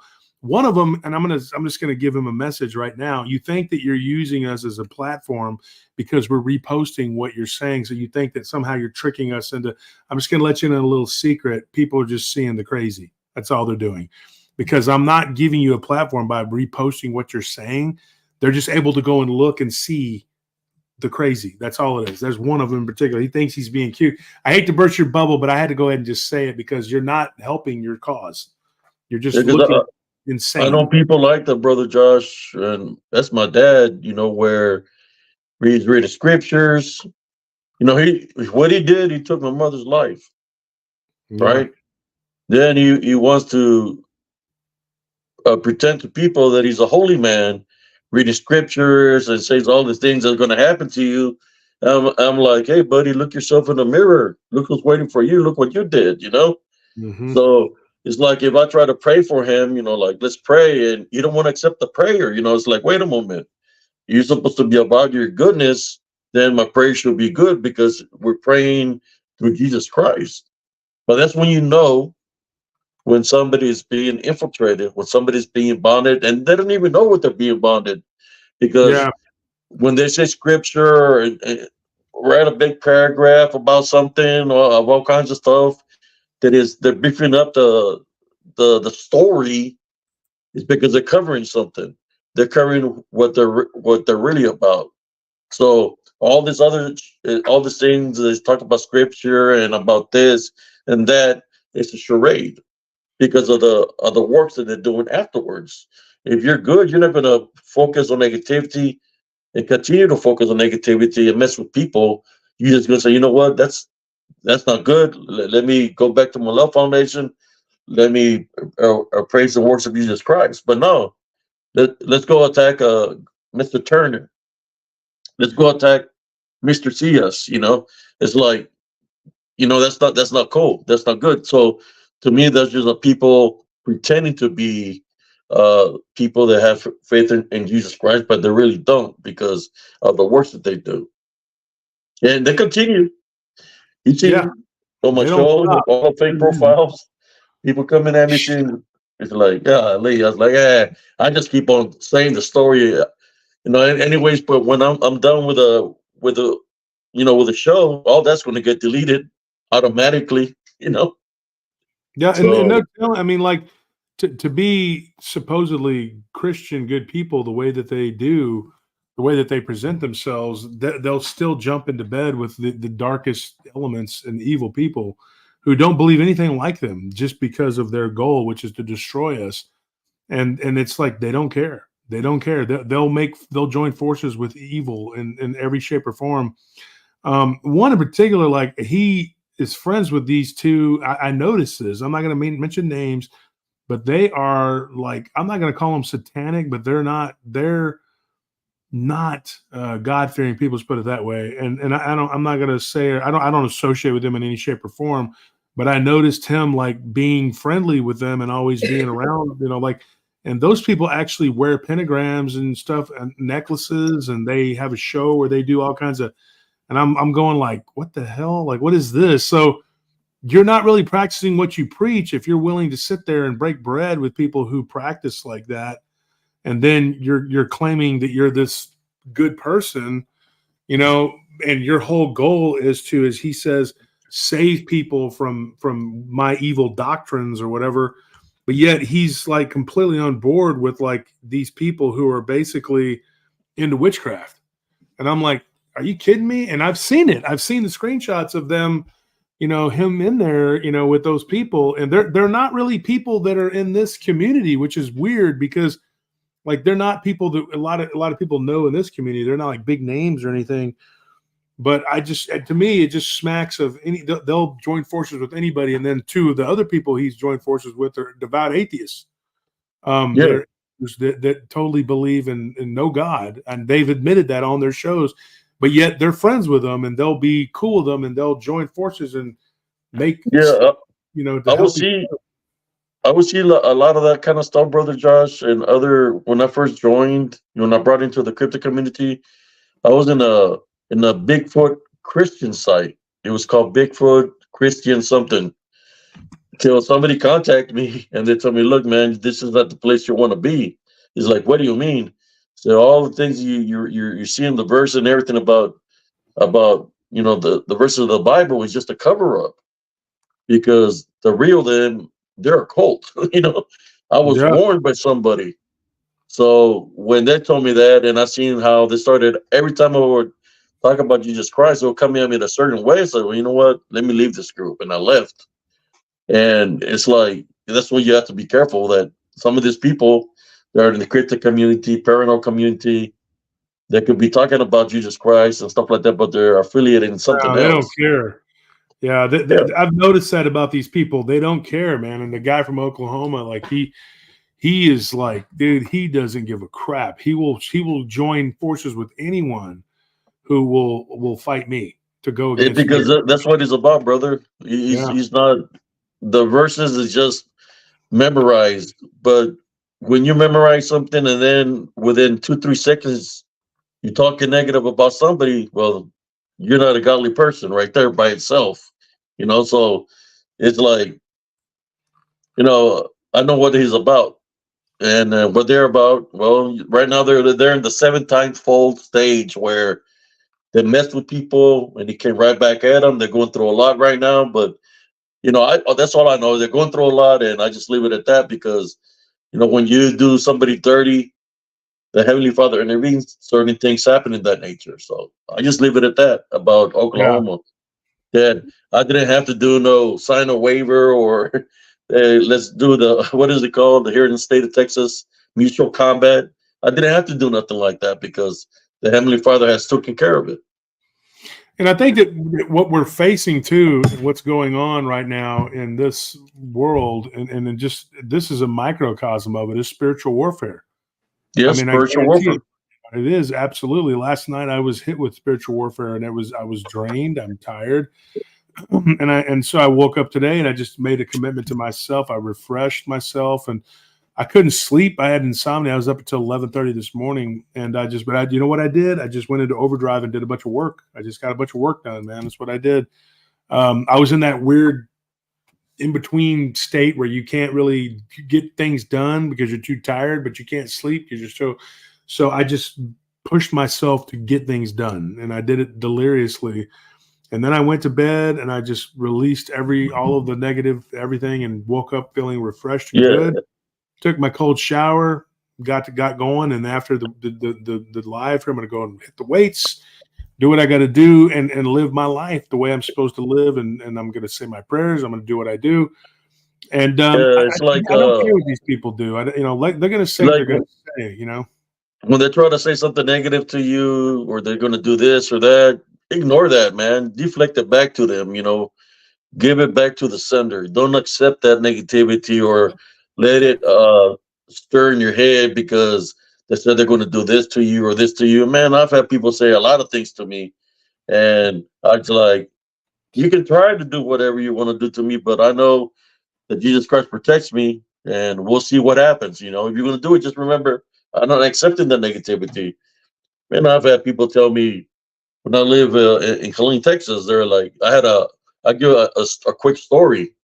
I'm there with my son. My son's like 5 years old, and he's playing in the yard, and this guy pulls up. I've never seen this guy before. He's like in a little Jeep, you know, a Jeep of some sort. He says, your name so and so? I said, yeah. He said, my boss sent me over here to tell you that you have 24 hours to leave Killeen, Texas. I said, what'd you say? He said, he said, my boss sent me over here to tell you got 24 hours to leave Killeen, Texas, or else. And I said, or else what?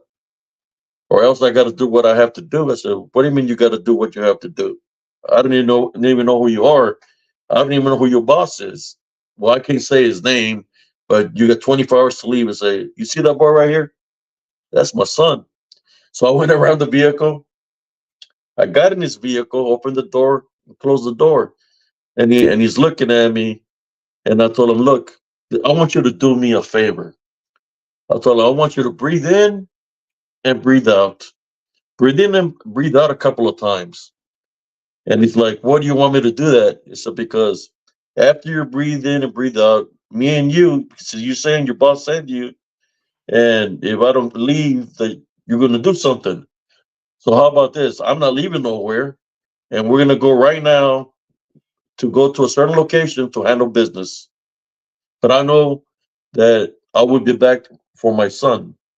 Man, this guy looked at me. He freaked out, got scared. He told me to get the hell off his vehicle.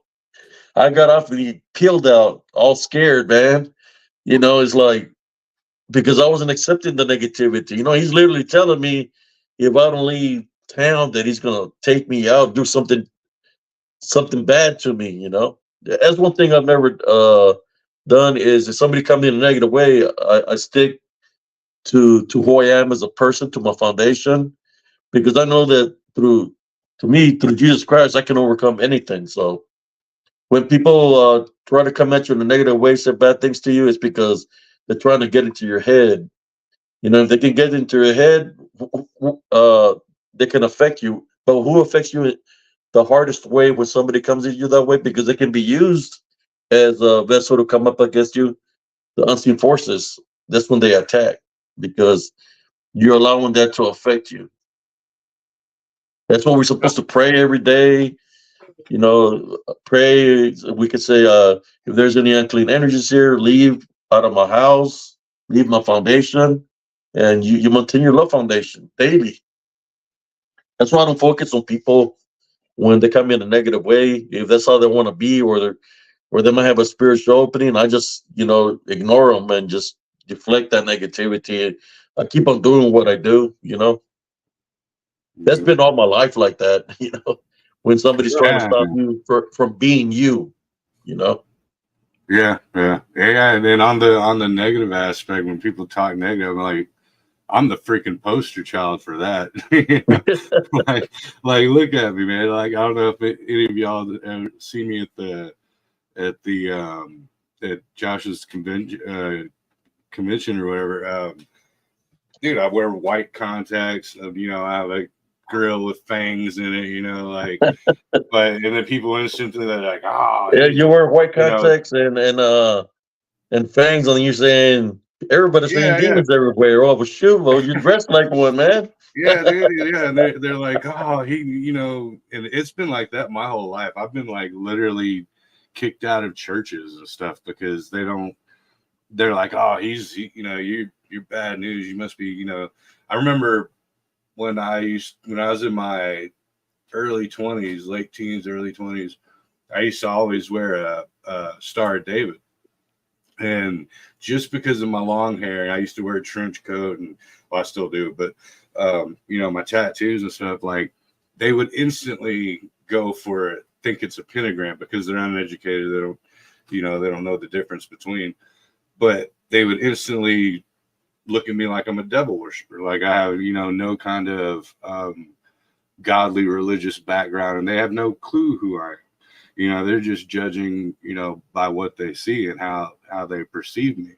It's the same thing with looking the way that I do, with music, because I did rap music for almost 20 years, and anybody who sees me, they go, "Oh, you do music? What kind of metal do you play?" I can't play metal. I got long hair because I'm a native. So, it's the uneducated part of it.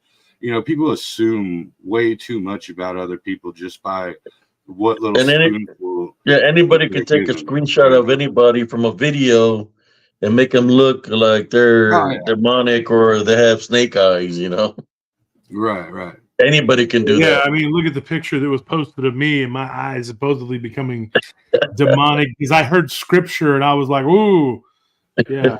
Okay, I have a picture of me where I don't got no eyes and it looks black from Elms Grove. I'm gonna post it just for the hell of it, and then they're gonna have a field party with it. I'm not worried about it, but yeah. That's what the people that try to paint you to look and be a certain way. Nobody's perfect in this world, right? Nobody's perfect. Yeah. But sometimes it's like when you're trying to find out who to trust or who to associate, it's like it's one of those iffy things. I mean, how many times has somebody come at you by doing PRT that's your friend, all of a sudden they're backstabbing you, brother Josh? It's happened to you all kinds of times, right? So I'm seeing all this from the sidelines.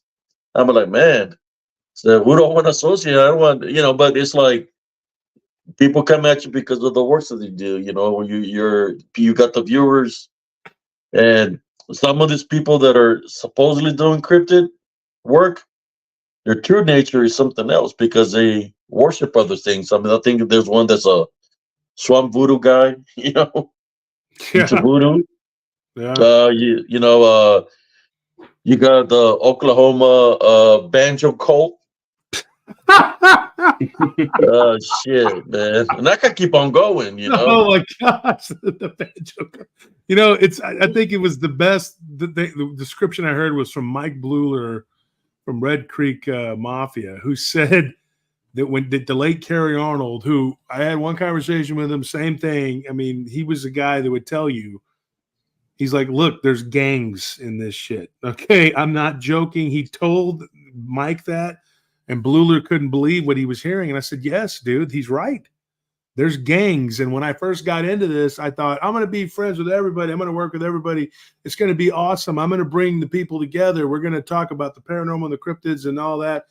But there are people who don't want those two things mixing, and they will do anything. And then there's those who don't want you talking about scripture or God at all. And then there's those who want you to talk about it the way they want you to talk about it, or that they want you to talk about it.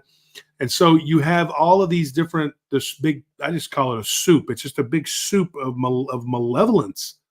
And there's like gangs, dude. And they're like at war with each other constantly. And people are like, "Oh, well, Josh Turner's in what do you call it? What's the word they use? Drama." I'm like, dude, we're defending ourselves and we're defending you from these gangs because these people will literally get inside your head and take a piss. They will destroy your guard, your ability to defend yourself. They'll warp your mind. I mean, the people, these things they're doing are nasty, nasty people. And I don't care what anybody says. A lot of these people are coming from a spiritually devoid place. They are not good people, and they are sent by I'm just going to come out and say it. I think some of these people are shadow agents. I do. I really do. Because, we talked about this. I've talked with both of y'all about this many times. They're like, what do they have to gain? But they're so relentless in their pursuit that one of two things is going on. They're either demonically possessed, obsessed, or they're shadow government, or both. Because like you said, Abe, if they're working with the shadow government, then they are obsessed, demonically possessed. And Joe, I mean, you've echoed that sentiment to me. We've talked a couple times now, and you said, dude, they have an end game. And that is to throw us all off of what we're doing. And that's the pursuit of the truth because we're like hounds. And we're I remember when they were pre-celebrating, when they were all pre-celebrating, when you said you were going to quit. I remember, yeah. They were all high-fiving, pre-celebrating. They were so mad when I stayed. Those already had a hangover because they had already pre-celebrated. And what happened? It's slapping a freak. You pimp slapped them.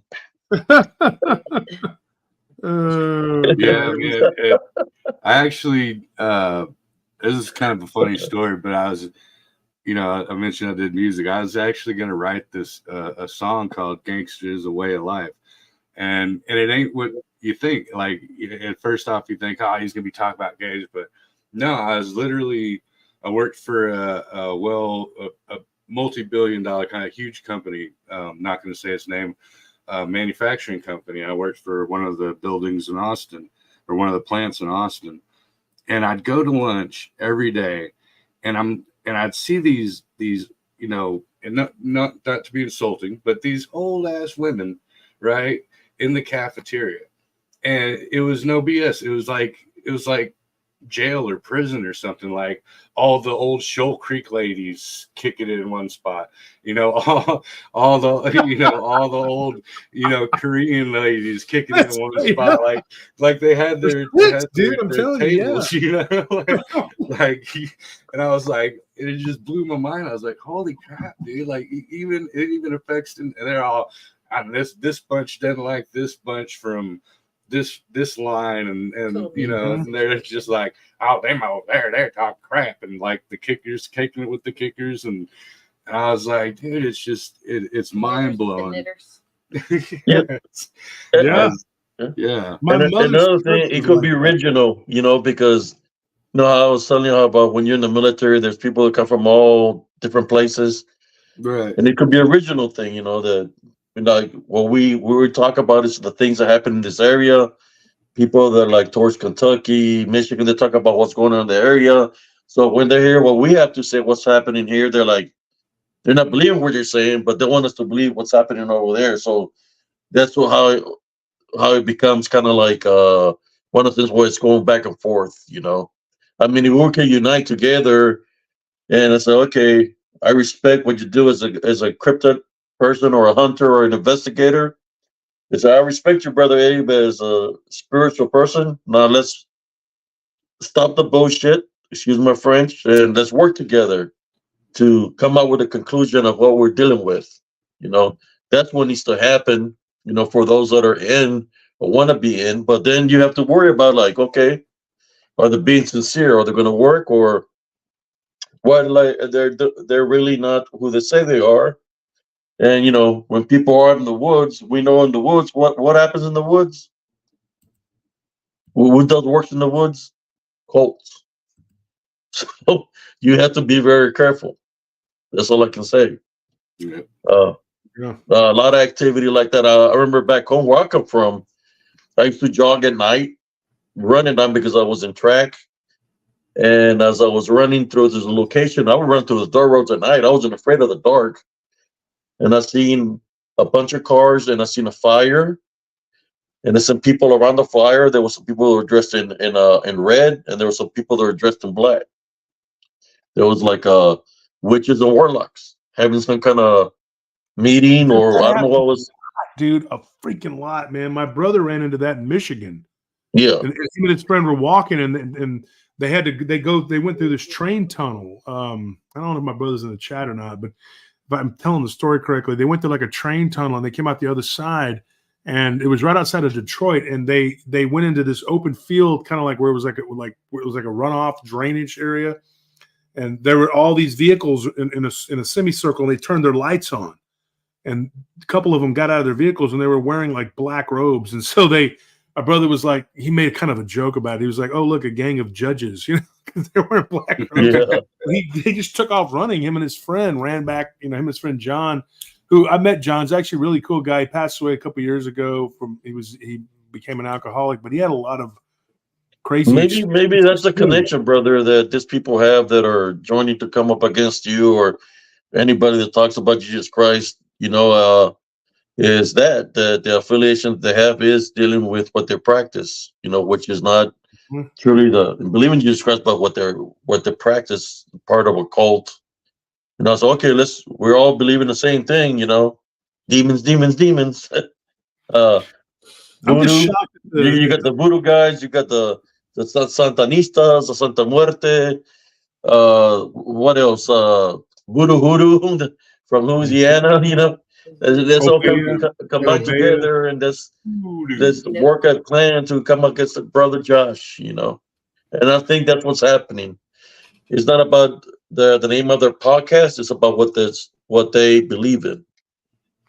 Yeah, and it's weird to see all these different people working together. I mean, they actually are working together.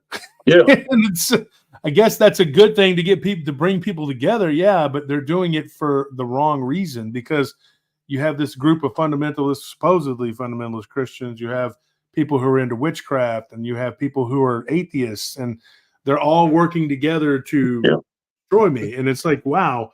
And my great sin, really, I brought people together. Really, the attacks started in earnest after the conference, and it really, really ramped up. And they baited me by going after you and Bettina, you know, but I wasn't going to stop. And, you know, when I backed off and I said, okay, and then he made that video attacking y'all two specifically, I said, no, this isn't going to work. And I knew it was going to be a war. I had no idea it was going to be this long. And Well, I already knew something was up because I've been noticing, you know, I've been being trolled for a while now, but I knew, you know, spiritually, like I said, I know things in advance. So I already knew, you know, that certain things are going to happen, but that's been my life, man. Like that. But I just don't, what I do, I just don't worry about what people say. I just like, I ignore it because the Heavenly Father, you know, he's my protector. So I just leave it up to him, you know.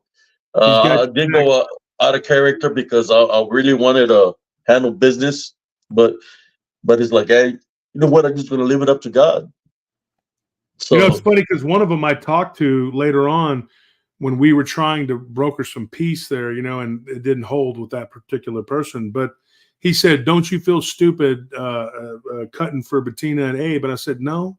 I said, "Don't you feel stupid going and jumping and helping a guy who attacked them for no reason?" You know, it works both ways. He's kind of trying to chide at me for, "Don't you feel stupid jumping in and doing this and that?" And I said, "Didn't you feel stupid for doing what you did?" I mean, I said, "Would you do it again?" He said, "No." Honestly, he said he would not back that dude up again. And I said, "Yeah, I would."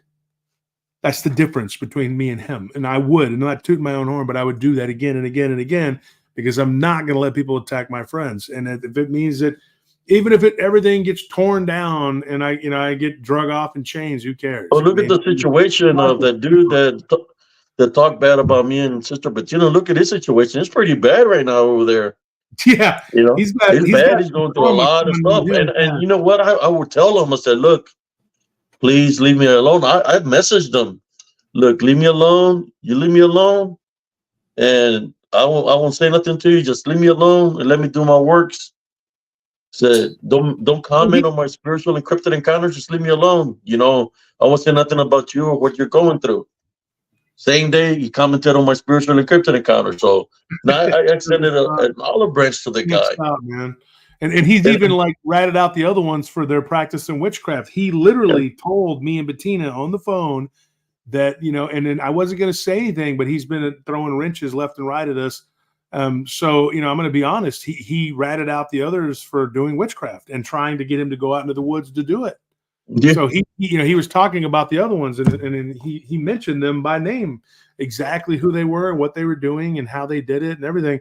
He gave us a whole rundown. So what's really I warned them. I warned Oklahoma. I said, look, just leave me alone, because if not, certain things are going to happen. And it's not that I was going to do something to him. It's because the Heavenly Father was going to intervene, and when he intervenes, certain things happen that he protects us, and whatever the bad they were wishing upon me, because I knew they were trying to wish bad something about me, it was going to go back to the sender. And that's exactly what happened. And their situation right now, they're having family feud. Mm-hmm. They're fighting amongst each other. Yeah, they're at war with each other. That's the thing. I mean, like, you know, they kept bringing up the fact that you and I had a tiff after that first conference. And I was like, that went on for like, what, 4 days? You know? And I called you up and we just buried the hatchet and that was it. But it was also one of their friends that caused that. So, I mean, they're from Texas. That little cabal, yeah.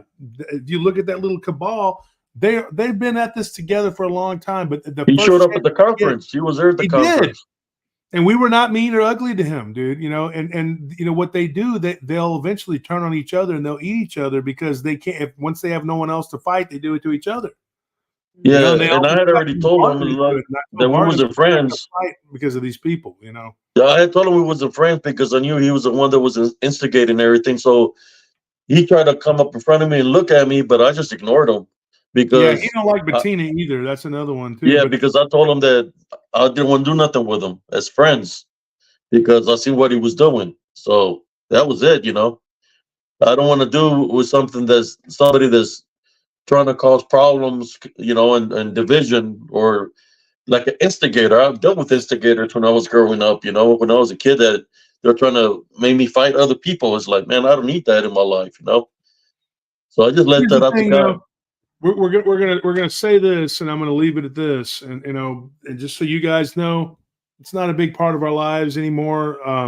Everybody pretty much that's anybody knows what they're about now, and nobody's hearing them, dude. This amazing video they're supposed to make that's gonna bring me to my knees.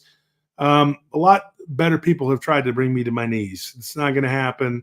I'm not going to go down, you know, in flames. Oh my gosh, they've destroyed me. You know, like I don't care. And the people that come to the show, they don't care. They don't want to hear about it. They don't give a crap about these people. But they need to know that those are like you were being trolled really bad last night. Yeah. The They keep on moderators, coming at me. They keep on, give me a when y'all wrench. had And a I'll peace tell you treaty, what they to help. keep on coming at me. I was like, I just ignore them. And you know, some of those were stock accounts, and I know those was Ike. Yeah. I know it was. I could recognize the way he types. He's illiterate as hell. You can't hide when you're that damn illiterate and stupid. You Oh, can't really hide who you are. you miss it sometimes, Josh, when I know it's him and I say, hey, man, I said, there you go, get messing with me. Because You you know already know what the happened to your situation with your son. Why you keep on messing with me, man? yeah. You know, I tell him with his fake profile, I let him know while I'm doing the live, and I just continue doing the show. You know, it's like, and I delete him I kick him out of out of there. You know, it's like I tell you, what did you want me I to? got an encounter that I got not too long ago, and this one we got a little bit of time left. Okay, This one comes out of Maryland, and I want to tell you this one. A guy that lived in Baltimore, and he was a friend of mine, and I actually was turned on to him by Marvin. Y'all remember Marvin Allen? yeah, I remember Marvin. Yeah, so Marvin had I talked to Marvin one day. It's been a couple of you know, when you get old like me, you're like couple months ago, and you're like, wait a minute, I was still 45. That's a year You know and a half what I mean? ago. You know what I mean? When you're a kid, you're like a long time ago, and it was like a few days. Now Yeah. you say a long time ago, you're like 2 decades, you know. But Yeah. no, this was a year or two ago, and Marvin had reached out to me and told me I have a guy who's got, because he didn't really cover the ghost stuff, you know. So Marvin had said, "Hey, there's this guy that's got a story," and so I got in touch with that guy recently, and his name's Daryl. Well, that's what he goes by, but he was a listener of Marvin Allen, and then we became friends when all that went down, and we made peace, and we've been friends ever since. And Bettina too. And so, you know, what ended up happening is this guy was a practitioner. This is along the lines of what we're talking about, and he was really big into this stuff. Like he learned it from his grandmother, but he himself, he said that women are better at it than men at what he was doing, which was a type of voodoo. There's different types of voodoo in the way, according to him. Some people believe that when they do voodoo, they're actually doing a good thing. They're ignorant of it, though. They don't realize that it's really not a good thing. And then there's people that do a dark version of it. And he said, I was doing both. I was foolish enough to believe that and this is him talking. He said that, you know, he goes, you ever heard of Mace Windu? And I said, from Star Wars? And he said, yeah. I immediately liked the guy after that. I said, oh, dude, his brother was cool, man. And he said, yeah, man, you know, he got that purple lightsaber. I was like that guy, that in between good and evil, thinking that I was like you know, some kind of dark Jedi that could go in and out of the Force, you know, whatever. And so it was pretty cool, man. We were talking, he grew up in the hood, you know. I mean, he's a black dude that just, he had it hard, man. His mother was literally very similar to your situation, Abe. His mother was killed, though, by his stepdad. And it happened, he blocked it out of his mind from when he was a child.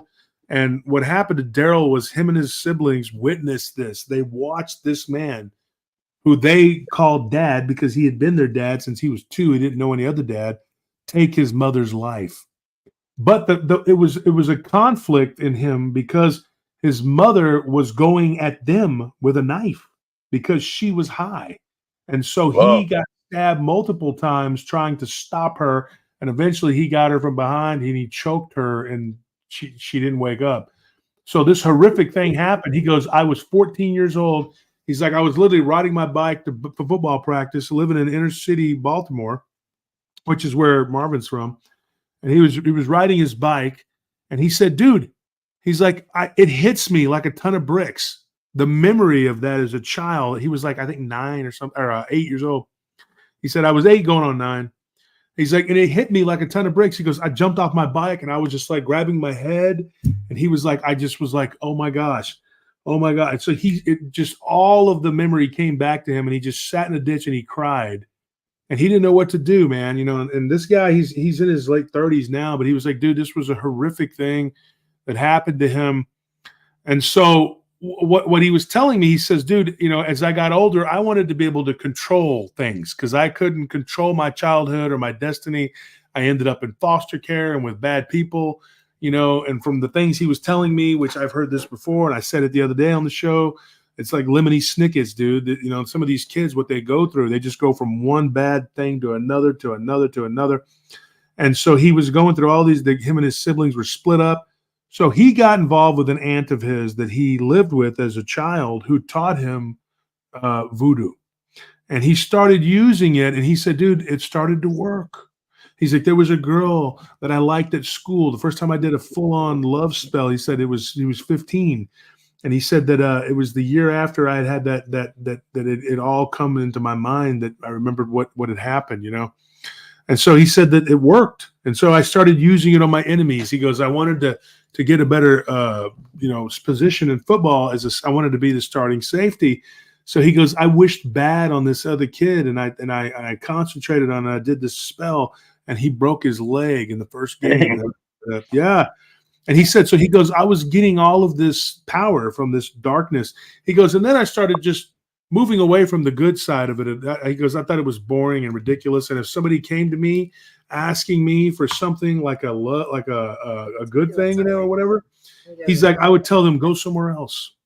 He's like, I'm not into that. I don't care about all that. I don't want to help people. I'm just going to hurt people. He had a lot of anger in his heart, man. So this kid literally had a shootout with one of his best friends, like friend of a friend, you know, over a dispute that they had. Are you leaving, Jen? Is that where you're waving? Yeah, I gotta get up early. God, you're so weak. You're so weak that you can't just get an hour of sleep and go work. Yeah. You can't go cook 20 briskets on an hour of sleep, man. Come on. What the heck is wrong with you? So yeah, but we did talk about that though. Jen, you're not a Gen Xer like us. You're a millennial. Y'all don't work. You don't have that work gene. I do too. That's BS. I don't think so. I think all millennials have that chip that's been taken out. Like it's in the back of our head right here. It's called the work gene. You're still an earlier millennial, but you're still a millennial. I still work hard. I go to work. I have the flu. I'm going to work. She has the work ethic. You only give everybody the flu? I'll go to work. She has the work ethic, but she has the horrible taste in music. That's odd because everybody wants to hear my music. Like, really? What do you listen to? Everything.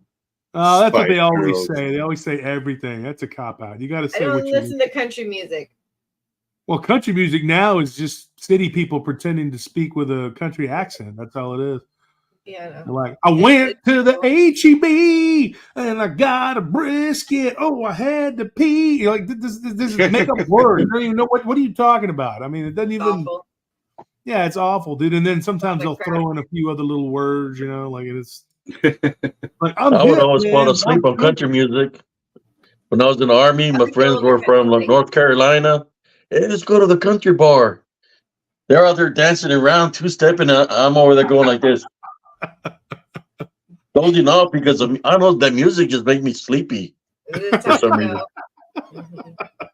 I'm sorry, but I'm being honest. They'll play one like rock or one hip hop here and there, and you're like, yeah, and then they go back to the Okay. Well, you know, when I was at the Conjunto bar, which you know what that is, Yeah, yeah. the Conjunto music. So it's like they would all run to the dance floor, and I speak Spanish, but the music was just the same.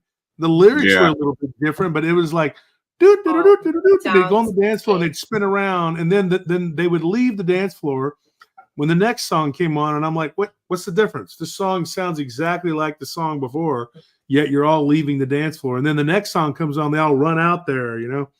But then sometimes you get, you know, the cumbia and the tejano, you know, and then they'll like, now we got a bunch of vaqueros that live. They bought like a huge plot of land next door, and it's like, I know it's different music, right? I know, you know, but like from Friday night, Saturday night, all you hear is boom, boom, boom, boom, boom, boom, boom. I'm like, polka music. Thank the Germans for that, for giving them the freaking accordion. They have a whole bar back there. Yeah, they got a whole bar. God, believe it. Everything's It's crazy. a live situation. Yeah, that's crazy. And before I get back to the story, I got to say good night, Jen. But I will say this: there is a difference, though, because if you listen to the Tejano, you listen to there's these like back in the day when I was younger, there were Spanish music that I like La Fiebre. And La Fiebre. La Sombra, La Fiebre. La Mafia, La Sombra, Los Chamacos. Yeah, I liked a lot of those. My mom used to always listen to Rem Herrera. So she'd be cleaning on the weekends and stuff, and then I'd be in my I had an office at my mother's house, and for a long time I had an office like this, and I just rented it from her. And I would just sit there, be doing my work, and she'd be cleaning, and it would just be like being a child again, listening to the freaking Spanish music. But she would only listen to it on Saturdays. That was it. She listened to her Spanish music on Saturday, and then every other day was gospel. And I got to admit, I don't have a problem with the words of the gospel music, but it's all sounds like it's trying too hard. I mean, it does. And Christian rock is, oh God. And then some of this Christian metal, that's not Christian at all. They don't even say anything about God or Jesus. They just talk about, I don't know what they're talking about. There's a whole rabbit hole about the modern Christian rock just being completely, it's for a different purpose. Let's just put it that way. Yeah, like Demon Hunter. It's incognito. It's really the opposite side. You know. Yeah, because Demon Hunter, they don't. You know, when you read the lyrics, and it's real catchy. Like when he says, "I am a stone," you know, pour everything on me. You know, he's basically he's telling, you know, like, hey, pour. I forgot how the lyrics go. He says, "I am a stone, unaffected." I forgot how the words go. I wish somebody could tell me if I could remember. But he's like I was listening to the lyrics, and I'm like, wait a minute. He's sitting here saying, you know, for these bad things to come to me. And so when I sing it with him, I'm repeating that. And it was weird because I was listening to that, like I'd kind of gotten into it a little bit, and I was listening to that, and I started having all these weird things happening to me. And so I stopped listening to them because I thought, this isn't correct. He says, I am a stone, unaffected, something unto me. Like he's basically saying for bad things to happen to him. And I'm going like, what the hell? And they don't say anything about Christ at all, ever. Yeah. So how can these bands be Christian? They're not. Yeah. I mean, It's like when they thank God at the Emmys and, you know, the Oscars and all that. They're not thanking God, our God. They're thanking their God. Right. Have y'all ever been in a mosh pit, man? Yeah. At the Gardens was square, dude. I didn't know what that was. I was in the Army. And my buddies from New York is like, hey, go jump in there and go dance. They're jumping around, so I'll go there and I'm just standing there. Somebody comes and gives me an elbow in the freaking head. I'm like, what the hell? So I'm looking around. And I see the guy, he's dancing. I go give him an elbow back. We used to go to all that. Rage Against the Machine, Korn, you know, back in the 90s. Like, for sure. That was huge. Not for the elderly. The last mosh pit. Going to bed. All right, well, you guys behave. The last mosh pit I got in was last year when what's his name? Rob Zombie came to Austin. Yeah, and I woke up the next day. I was like, I'm way too old. Like everything hurt. Like stuff that I didn't even know I had hurt. So here are the lyrics to this song, "I Am a Stone," and if you look at the imagery on there, does that look Christian to you? I mean, that's a demon, and that's literally, that's a with demon a bunch of eyes. Yeah, it's a demonic three-eyed thing, and that's their symbol. And it says here, "It's hard to say that I'm back on a straight line. You see, my path is in fact just a fault line. It's in my blood, it's in my lungs, and it won't die. I fight these words, I bite my tongue so I don't lie. Though it's me to blame, there is no more shame in me. In me, I feel the same, immune to all this pain, and the scars don't write a song for me at all." And then he says, "I am a stone, unaffected, rain hail down onto me. Flesh and bone, unaffected, your fool I will not be." And man. Yeah, so when you read, you're sitting there listening to the song, you're like, that's pretty cool, and you start kind of grooving to it, and then you're like, wait a minute, what the freaking hell is he talking about? Right. So, yeah, because I mean, Slayer was the same way, man. I would sit there and I'd be like, jamming to Slayer, and like, minutes seem like days since fires ruled the sky. The rich became the beggar and fool became the wise. Those lyrics, right? And you're going like, yeah, that's cool. That's kind of what's really happening. Right. And then you're like, yeah, let's look at the imagery from the people who are singing this. Right. Let's break it down. Straight up pentagrams made with swords and all kinds of demonic. I mean, So I'm just saying, like, and I actually know Arroyo is actually, I've met him. I mean, he's a cool dude. He lives here in Texas. I mean, outside of Waco.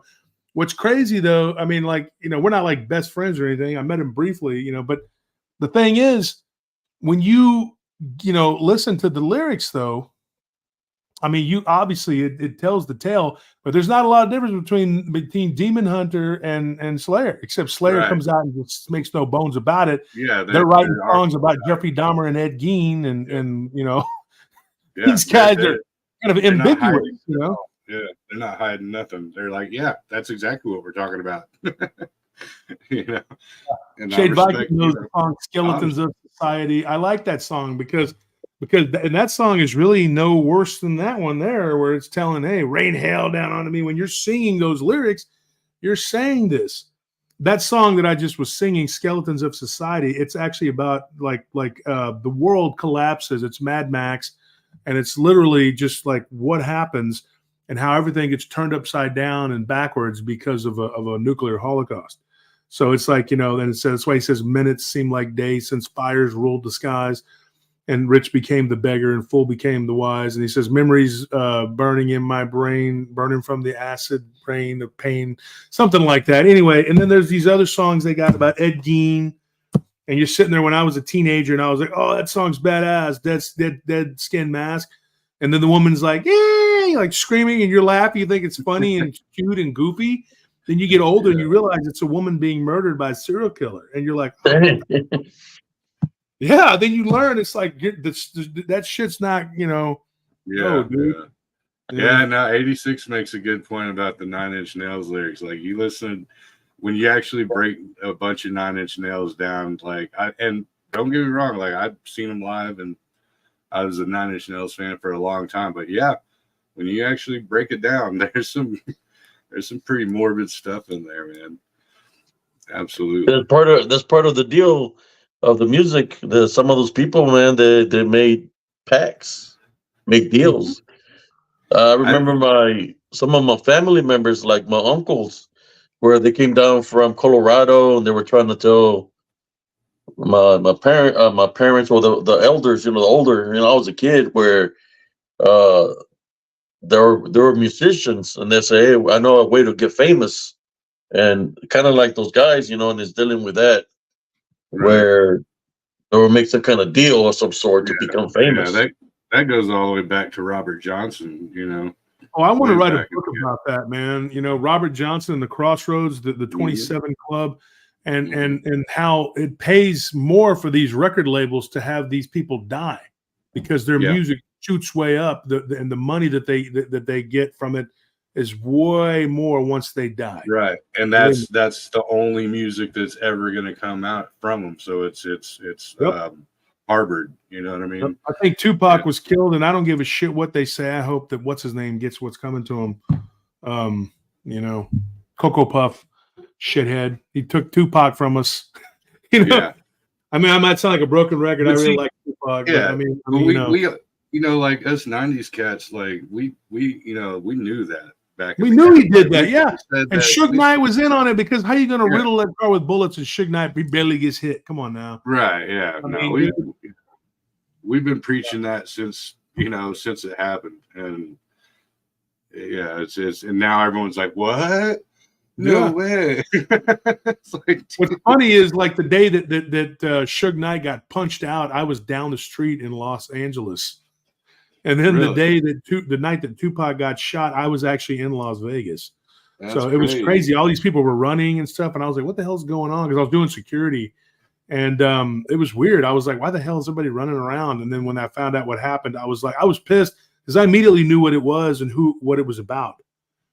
And like I was just aggravated, dude. I mean, him and Eazy-E were my favorite rappers, but there again, their music, it's like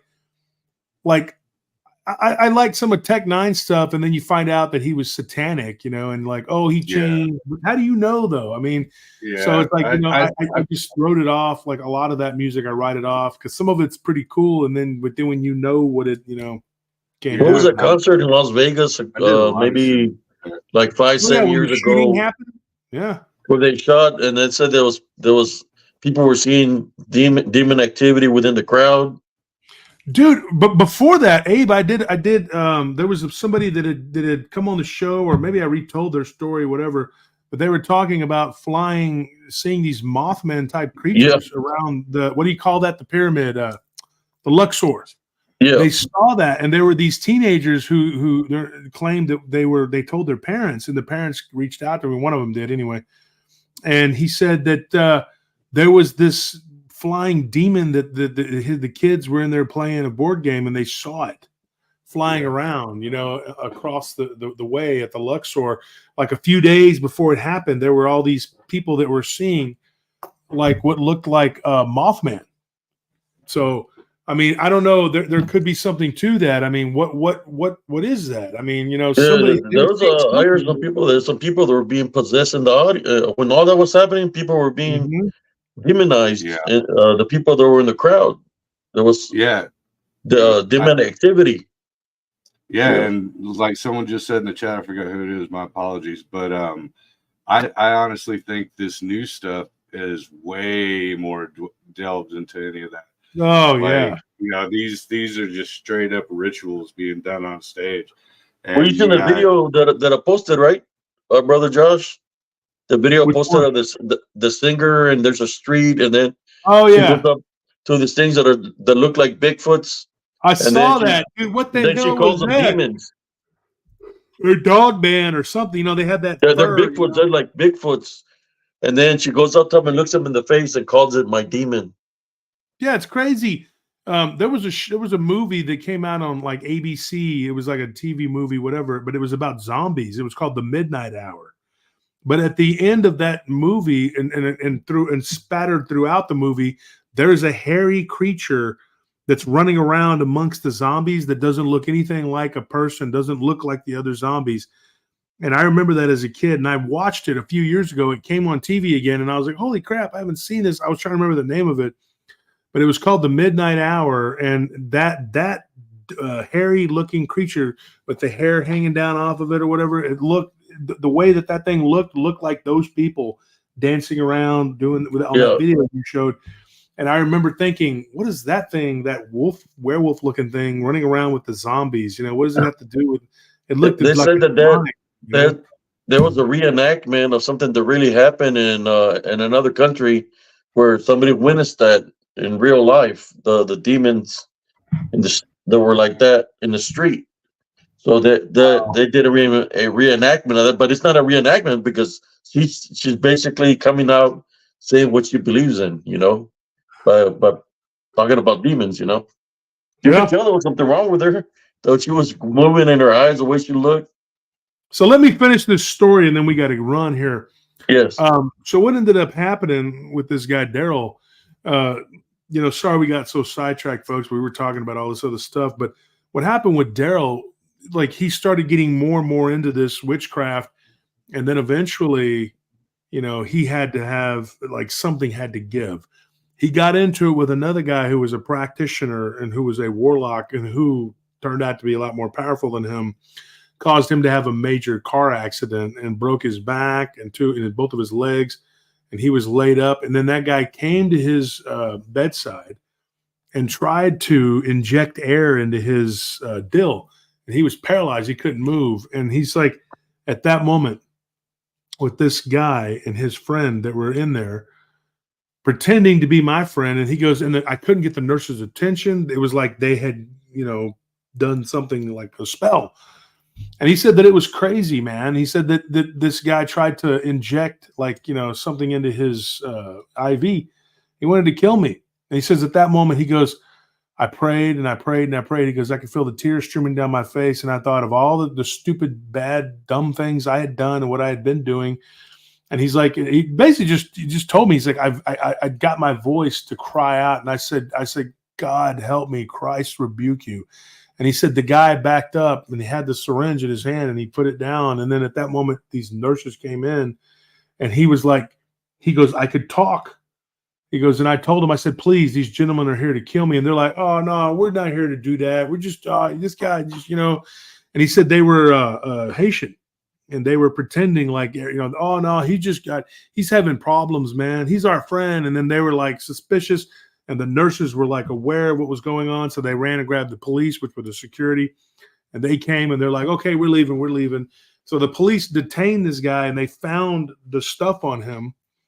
And they found that what he was trying to do or whatever. And so literally while he was doing all this, he blows this powder into the eyes of these police officers and they back up. And then these guys just go walk off, get in their car and drive away, and nothing happens to them. And then the police acted like nothing had happened. So this guy was a very powerful warlock. So he said, this guy decided to wage war on me. He goes, so what I did, he's like, I turned my life around. He's like, I went to this youth outreach and I started working for them and helping them. And he goes, and I began teaching people about the dark side of this whole thing, whatever. He said, but one of the most terrifying things that ever happened to him, he said, I was out doing my research because there were people that were saying that there were these demons out in these woods on the edge of town. So he goes, so I was out there and I was doing all this work with this. I was with this church that was out in the suburbs, and they were trying to help these people by praying over them. And he said, I see this shadow thing walking around behind this house going down by this creek, and it looked like a man. He's like, but when I went outside, I knew it wasn't a human being. And he's like, and it was a demon. He goes, and it was like you could see the outline of him, like he had a suit on, like he would wear like a suit with you know, top and pants and everything. He said, but he had horns.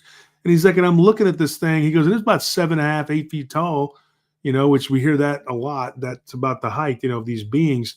And he said that this thing turned and was like, began to talk to him through his mind. And it says, you can't win, you know, and then basically said, God doesn't love you. You need to stop pretending. And it was sent by that other practitioner who was basically trying to harvest him to come and be a part of that guy's stable of magic users, because that guy was creating like a cult. And so he said, I rebuked it and I tried to send it away, but it was very powerful. He goes, so he's like, I went home that night. He's like, and I prayed for that family, and I prayed. And he goes, and then I fasted. He goes, and I prayed in earnest. He goes, but that thing showed up at my house. He's like, and it came through the door, like just walked right through the door like a man and came walking towards me. And he said, when it went over to him by the bed, it grabbed him really quickly and started holding him down. And he said that when he looked up, he said it was bald headed and had little curved horns that were smooth.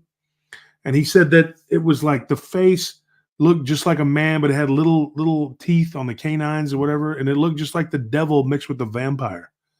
And he goes, it could see it. And it basically told him in his mind, it was like, I'm going to kill you now. And once again, he began to cry out in the name of Jesus. And all this was going on. And his wife that he was newlywed. They only been married for about 2 months. He said she was laying next to him this whole time and he couldn't get her attention. He couldn't wake her up.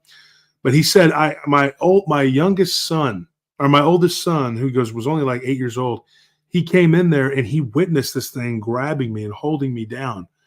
And he said, I've never in my life, get this, this is an amazing story. He said that his son walked up to this thing with no fear and put his hands on this being's back and said, in the name of Jesus, let go of my dad. And he said it again, in the name of Jesus, let go of my dad, and began to pray. And this thing just stopped and went rigid.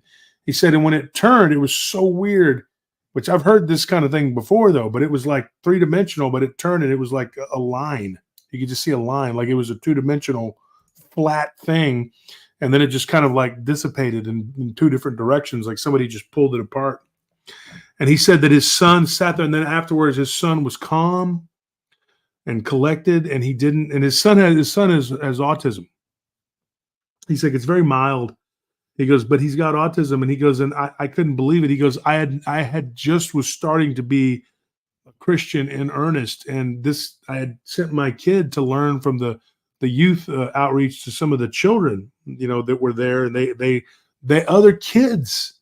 The children, Joe, Abe, they taught his son about this, about protection, because there's so much evil that was going on, in this city, in this dark place in Baltimore, so much evil. And he said, dude, it was like these children, they had banded together, like they had bonded, from the stuff that they had seen. And they told him, if you ever see a demon, they told his son, if it's black, shadow, whatever, go up and do this. And these children, the children were doing this. They were going up and rejecting these demons in the name of Christ and getting rid of them and protecting their parents. And so when he told me that, I was like, wow, that's an amazing story. So I wanted to throw that out there about, because we're talking about, ghosts and demons and what these things do and how this family out there went through what they did. But yeah, it's a crazy story, but it's very powerful because, Yes. in the Bible, it talks about that, out of the mouths of babes and sucklings, and so these children, they're gaining a power, like this new generation coming up, some of them are very potent, powerfully, and so I think a big part of this, these people, they're waging war on us, but they're waging war on the children too, because they know that the children are unhindered by, they're the closest to the spirit, and they're not. Just remember how pure we were and innocent we were as children, before Yes. we became, who we are and all the things we went through. I know, Abe, your past, and I know Joe's past, and hell, I got a past too. We all did things, whatever. And we, but you go back to when you were a child, you could see all of us had an ability, all of us. And us three in particular, I know we did. And there's a reason why we're all together on this show right now. There is. And I'm telling you, man, there is something that is happening now. There are children, I'd say 1 in every 4 children is being born with an ability that's really connected to God. And they're like being given the ability by God. And this is what I'm just throwing as a theory. In the latter days, everybody's going to have the gifts, the spiritual gifts. Yeah, that's what's happening. The ojo dotado, not the ojo. They're the spiritual gifts of discernment. Yeah. Everybody's going to be able to see what God, we couldn't see. We're going to be able to see, to be able to fight spiritually. It'll be revealed. Yeah, absolutely. Then, the other side will be revealed. The veil will thin. It's been happening. Yeah, they can be hiding no more. They're revealing. It's like they're being shown to us. Everybody's seeing them. Yeah, they're coming out in plain sight, and it's because they're picking this point in time to choose to come out in plain sight, and right. because we've been so programmed to, through movies, through media, through everything, to where it's a normal thing now. You were to pull this back in the gap, rewind 200 years ago in the 1800s or something, it would flip people the absolute F out. You know what I mean? But yeah, we've been desensitized to it so much that they go, yeah, here I am. Well, no, what it is the government is not hiding it anymore. What the government is not hiding what they believe in. Hollywood is not hiding what they believe in. Yeah, the rapper music, they're coming out. Yep, You know? because they finally got us desensitized enough to where it's, to a lot of people, it's not a big deal, and it's like a known thing. Like, oh yeah, we know that. So it was a slow march too. You know, they didn't do it really fast. That's how they No. got us, man. And then we're in the middle of the throes of like this satanic revolution they're doing. You know, basically, oh, now we're just going to be out in the open doing all this crap. You know, and all these singers and people are just coming out and being evil.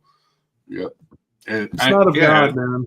Yeah, and I think one of the biggest pushes on it was the entire satanic panic, you know, back in the 80s. You know, they were like putting the agenda out there, and then you get used to the fact. So it's like, oh yeah, we all know that. And then once it gets normalized a generation later, 2 generations later, then it's like, duh. So it's not like it's no longer a shock. You know, it's no longer a shocker. We all know that. So it's easy to push it upon the people, you know. Yep. Yeah, learning museum with a giant black cube out in front. Yeah, there you go. The black cube. We're going to talk more about that as we go down the rabbit hole on this show. We'll be getting into more and more things. And you know, we're going to keep pushing. Guys, I got to run. Thanks for showing up, Brother Abe, Brother Joe. I mean, you guys, it was amazing. It was great. Monica will be back next week. She wasn't feeling good today, just like I wasn't feeling good yesterday. Something going on. Like I said, it's spiritual warfare.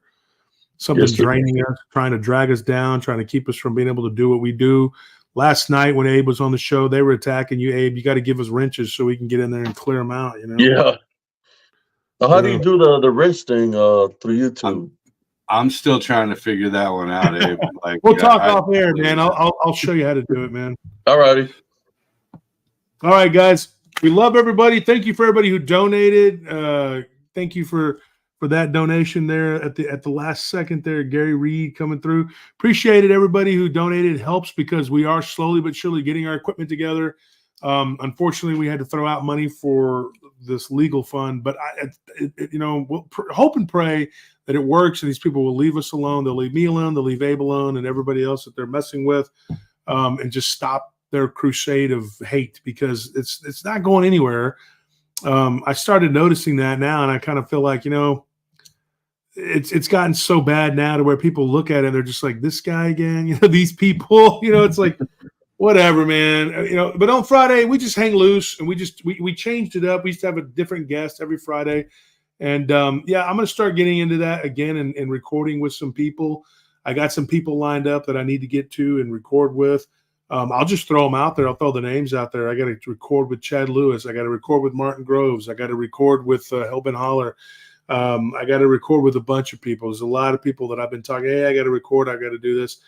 So a bunch of people that I need to record with. I haven't forgotten about you, Ry Voss or Tom Franklin, or Chris Kramer. I want to record his deal, you know, because a lot of people that listen to us on the podcast don't watch the live stream.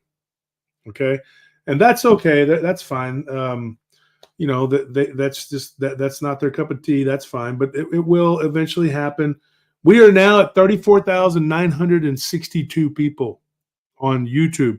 So we're only 38 people away from hitting our goal of 35,000, which was a goal we had, and we were talking about it. And I would have thought 35,000 would have been almost impossible. And here we are on the cusp of it, you know?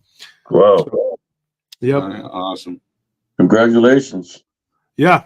And Abe, you're growing too, man. And Joe, you got to get on that live stream on YouTube and crank it out, dude. Let me know. And if you want a little bit of help, we could do a show. We can go to your channel, folks. Y'all can come to Joe's channel and show these guys some love. Please go like and subscribe. Help these guys out. After this show, I might do a live. I don't know yet. I'm gonna take a little break, and then, you know me, man. I've been doing live tonight. There's a lot of people that ask questions or they need prayers, and I pray for them. So, but you know, it can be overwhelming sometimes because you get tired. But hey, so long I'm doing the good works, that's all that matters. Yeah, man. I got caught up with my time recently because Tuesday, I'm opening up for Shaggy Too Dope at Come and Take It. So I had to relearn a bunch of songs that I haven't done in Lord knows how long, probably, since 2008, 2009, something like that. So I've been trying to get my my set together, and it's been taking up a lot of my time. But once that's came and passed, there's going to be another event at the gas station. Once that's done, and I'm going to focus hard on my channel and start cranking out some more content. For sure. Yeah, and so guys, stay tuned because Paranormal Roundtable will be back again tomorrow night, because Saturday will be our last night on Saturday on YouTube because we're going to Rumble. And then we're going to do Sunday night. Sunday, we retell people's encounters, and believe me, it's going to be good. We got some stuff going on, man. And then we got the podcast coming every Tuesday. We're going to get back in it and we're going to do a live stream. And then on Wednesday, the hour before when Barton does his show. And I'm going to ask you, please, to be respectful. If you don't think, somebody said something about Barton's chat, and I'm going to say something. I'm going to address this. If you don't think you can restrain yourself from saying something, don't go in there. Just don't go in the chat. If you want to watch the show, that's fine. He has people in there who, and it's it's not, Barton's not involved. It's not his, whatever. It's his deal. But one of them is always in there saying stuff. He's not really, it's passive aggressive stuff. He doesn't really come out and say it because he knows Barton's not going to allow that. But yeah, it's one of the last channels that he can go to where people know, and he can do what he does. Now, I'm not going to tell Barton how to run his channel. That's his channel. But if you see him in there, don't say anything, please. Don't say anything negative to him. I don't want to bring any problems to his channel, and it linked back to me, even though I'm not the one bringing it. But I'm, just. So if you've noticed, I'm not in the chat. I just said hi and then I leave. That's it. I don't even, and honestly, I don't watch. I'm not telling you not to. You guys go and do what you want to do. Have fun. But I can't sit there and look at him be up and down doing, whatever, because of all the things that he has done and said to and about me and to my family. And so, and I was basically told legally, just legal counsel said, hey, give you some advice. If you can't handle watching it, don't do it. And stay out of the chat. I was told to stay out anywhere he's at, just go the other way and don't be around him. So unfortunately, I can't really be in that chat. So, but I encourage you guys to go and check it out. He comes on Wednesdays. Check out these guys. Abe goes live at night. He gets the late night. Eventually, he's probably going to Night Owl. The Night Owl, yeah. So check him out. And Blonza Booze on Thursday. Big Tex, he's on Monday. And then we got Michigan Rob, who does a Thursday afternoon. And then he does a Tuesday night after me. So check those people out, man. And I'll see you later, folks. Remember, be nice. Don't let your anger get the better of you. This is what they want. They want us to try to start something, and then it looks like, oh, PRT people are starting things in someone's chat. Don't do it. It's bait. Don't do it. Okay, folks, I'll see you. Good night. Good night.